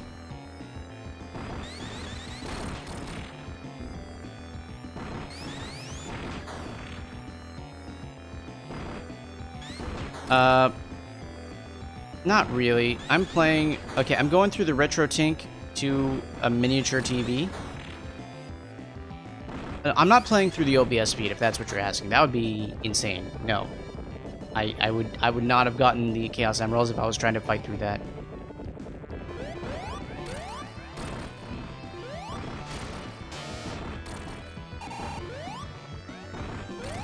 There's rings here too? Oh, come on. That's just... What's the point? You can remove all the difficulty with you do that.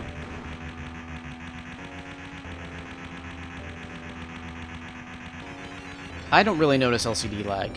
It's not a problem when I play. I feel like doing just fine for me.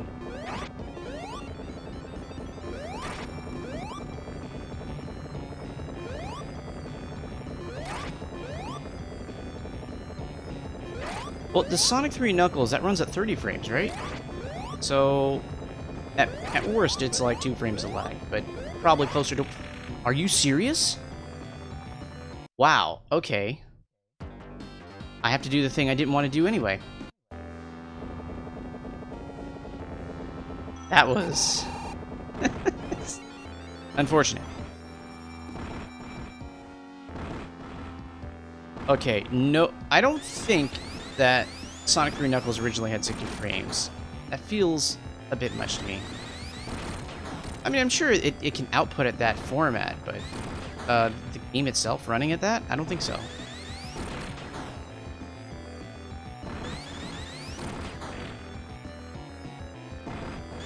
Insanal? I don't remember even saying that. Did I say that by accident? It was not on purpose. It wasn't intentional or a conscious decision on my part.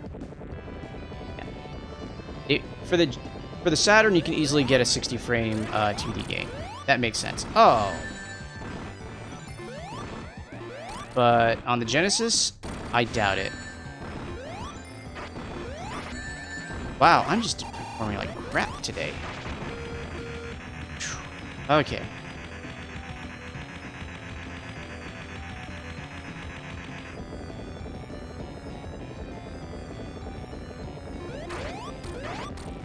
I feel like if I search for Insanal on the internet, I'm going to come up with some very unfortunate images.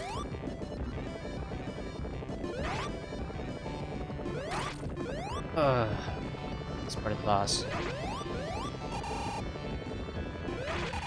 Okay, here's the thing. They cut off those platforms way too early. On the Genesis, there's more platforms there. There's... at least I think there is. I remember there being more platforms. You don't run the risk of falling off the stages easily. There's still the risk there. It's happened to me plenty of times, but it's a little bit easier.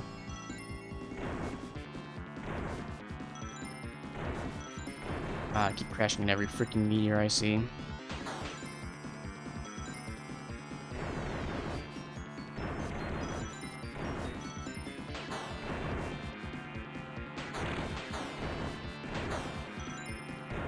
One of these days I'm going to do this again on the Genesis and do it properly.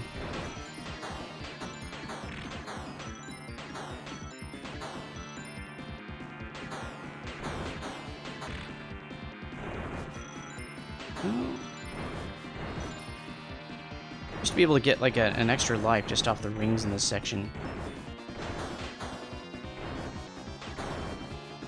Hurry up. Just want to fight the boss at this point. Need to finish these things up.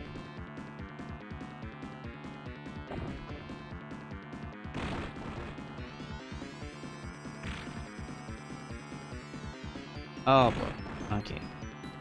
Rings. Still in phase 1. Come on, let's go. Little BB pellets or whatever they are.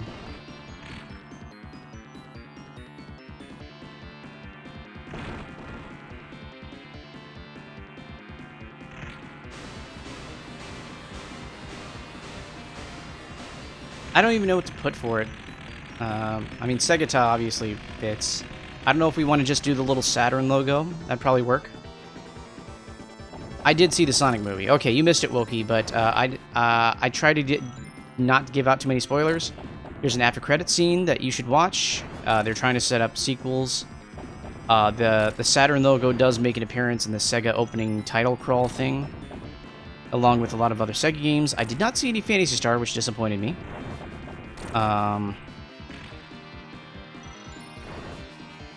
apparently the theme from Emerald Hill is now, or sorry, Green Hill is now the theme of Sonic. That's just how it is now.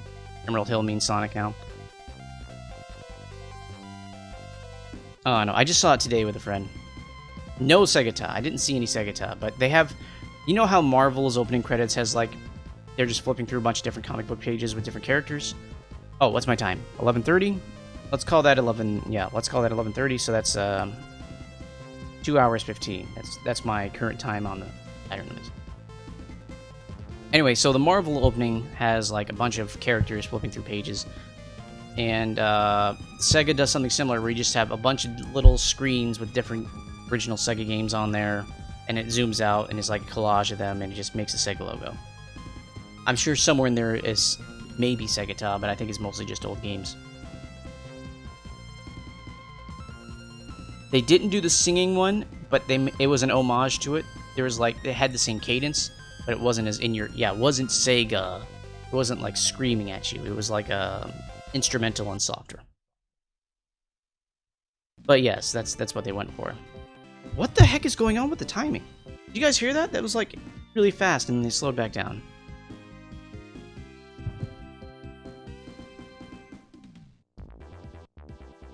Alright, that is Sonic 3 Knuckles is played on Sonic Jam on a Satiator. While the credits roll, I don't know if you guys want to ask any more questions about the Sonic movie, about the Satiator. I'll be doing a Satiator beta test stream once a month, so I think the second week of March is likely when the next one is going to be.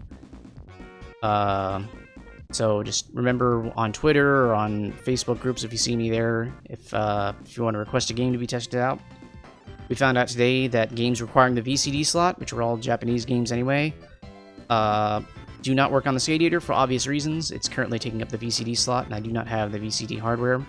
I am acquiring a 1 meg RAM card. I have a 4 meg RAM card that I don't trust. I'm going to replace it and see if it's just me, because other people with Satiators are saying theirs worked. Wait, okay, sorry. I wasn't looking at chat while I was making, like, these summary statements. What do you mean, auditioned for Cream in the second movie?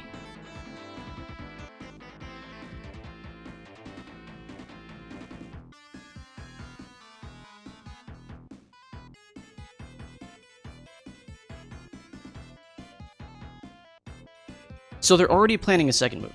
With this opening weekend, it's justified. They can definitely make money on this movie again if they release a sequel, but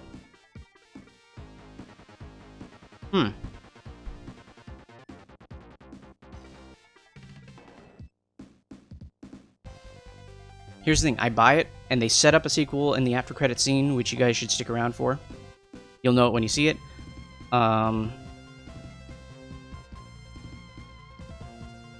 Dude, if you have a chance to voice Cream, I mean, it's obvious it's a minor character, but you say, oh, I was in the Sonic the Hedgehog movie. You do it. You freaking do it. Like, it's going to be a bit part anyway. She's going to be there for, like, what, 2 days of recording tops?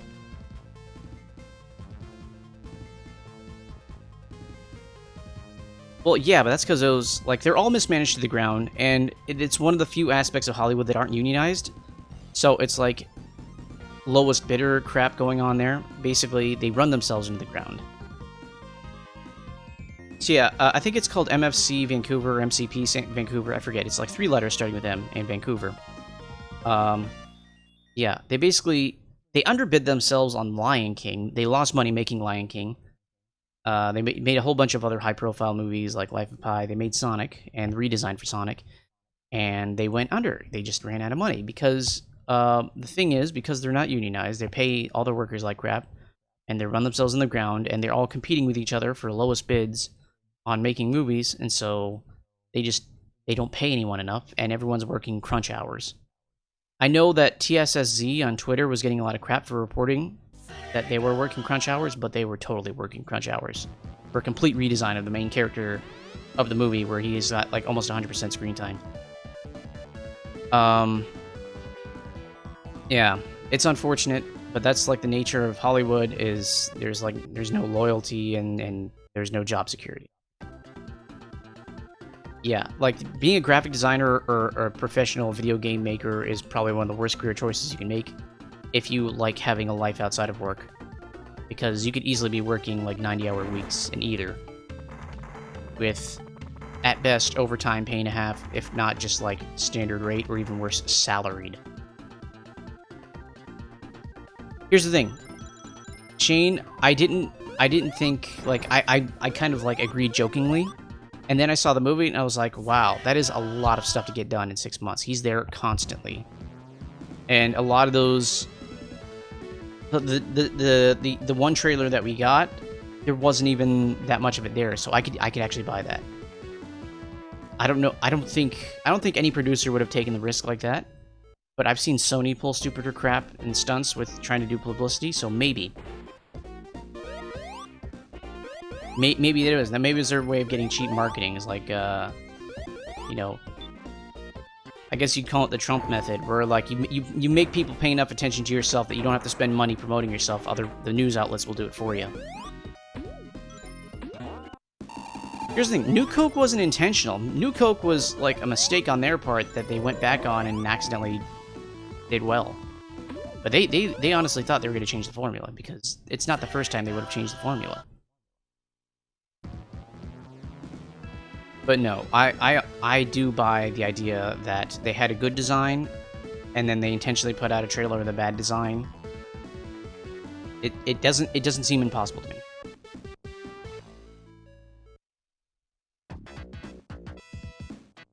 Yeah, I mean, there's a lot of... There's obviously going to be shut up and do what I say, with regards to definitely the producers.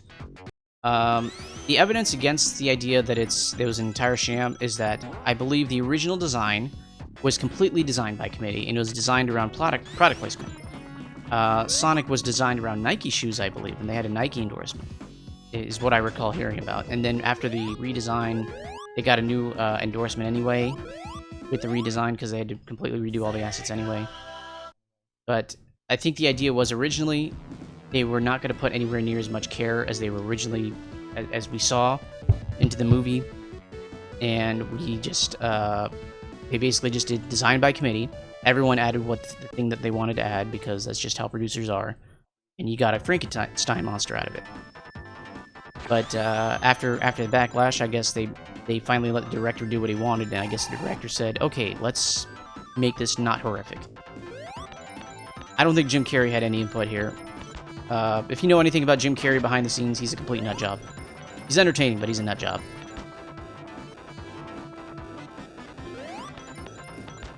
Dude, if you go on Mike Pollock's Twitter, he is super salty about not being considered for Eggman for this film. Which, I'm not sure what he was expecting. I mean, it would make more sense for them to get Roger Craig Smith as a voice, because it's just voice work. But I think Mike Pollock is just upset that a lot of people keep asking him to watch the movie and talk about someone else getting paid to be Eggman other than him. But he just comes off as super duper salty. Mike Pollock is the voice actor for Eggman currently, as of, like, Sonic X, so basically almost 2 decades now.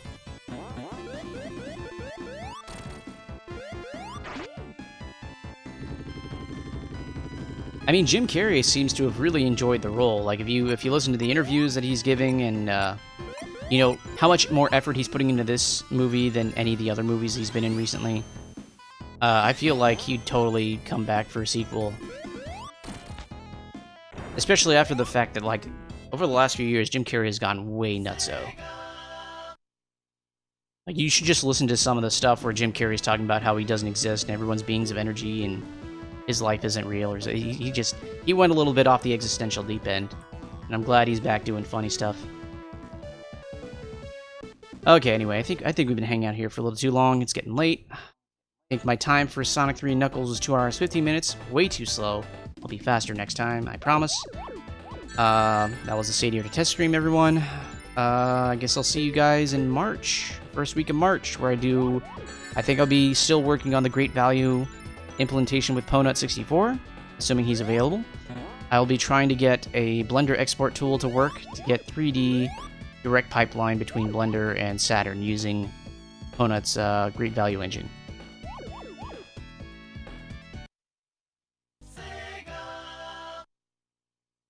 Nah, dude, yeah, totally. 3 pounds of pizza and Mountain Dew, perfect Perfect mindset for Sonic the Hedgehog movie.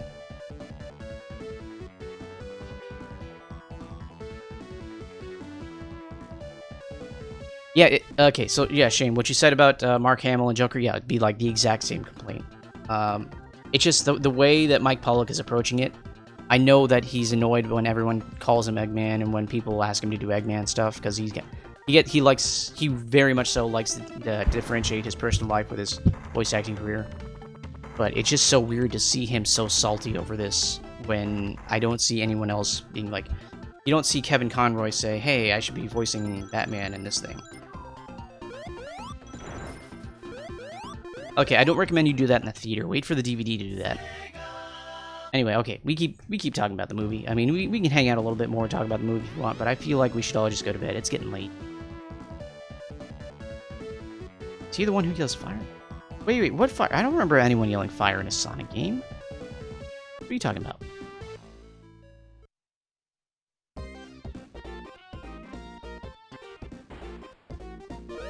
Oh boy, okay, I haven't even been paying attention because I've been streaming. Okay, what's going on in Saturn Dev while I've been away? I know Entity's working on his platformer a little bit.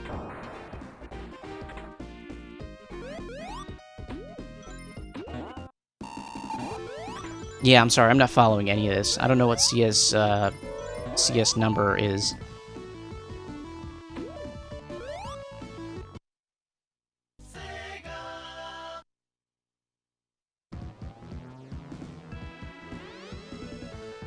Yeah, that reflects on me also needing to read the freaking manual and learn what VDP 1 and 2 do.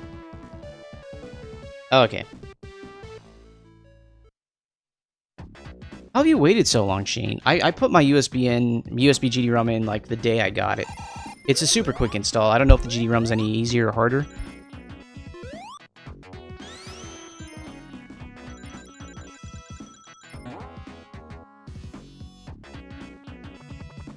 Oh, okay. Well, I guess that's a decent excuse.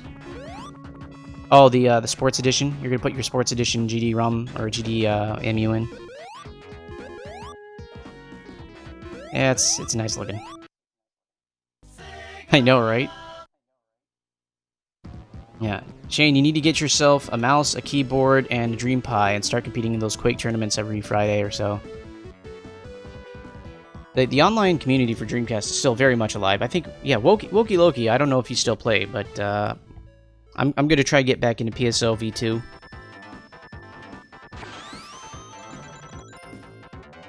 Shane, at some point you should consider trying to join up on PSO. We can grind you up pretty fast.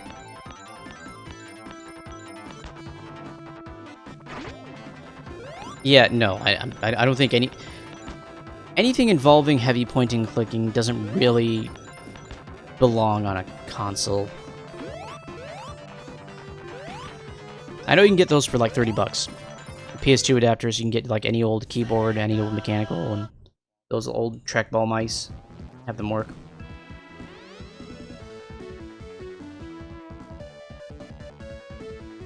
If you find yourself a DC mouse and you get a second one, you know, buy one for me. Okay, for real, guys, I'm going to bed. It's late. Thank you, everyone, for showing up and seeing me run through Sonic 3 Knuckles in one sitting. Sorry I died. Sorry I didn't get those 13 perfects. Next time I'll do better. I'll be a little less tired. I'll have another soda next to me, maybe. Yeah, I'm going to sleep. For those of you who want to join us on the Sega Extreme Discord, my current project is working with Ponent64's Great Value Engine to try and get Blender to export 3D models. Hopefully that'll make 3D rendering easier for everyone involved, and then next time we do the Sega Saturn Annual Competition, the 26th Anniversary Edition, we'll have a few more games with a little bit more playability and a lot more 3D. Oh yeah, let's raid someone. Let me go and go into my, what is this, creator dashboard. They've changed things around, but I know it's a little bit easier. Give it a minute. I'm not familiar with Varg Skeletor. I know that I do owe it to the rest of my stream team to attempt to raid someone in the same stream team on the Go Pirate Software stream team. So let's see who we got.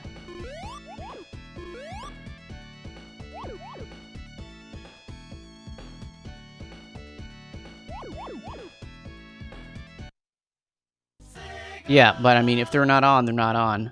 I'm trying to find out. Okay, there we go. Raid channel. Who's on? Go Pirate Software is on. Good. Let's return the favor. Everyone, let's go watch Go Pirate Software play World of Warcraft. Starting raid now.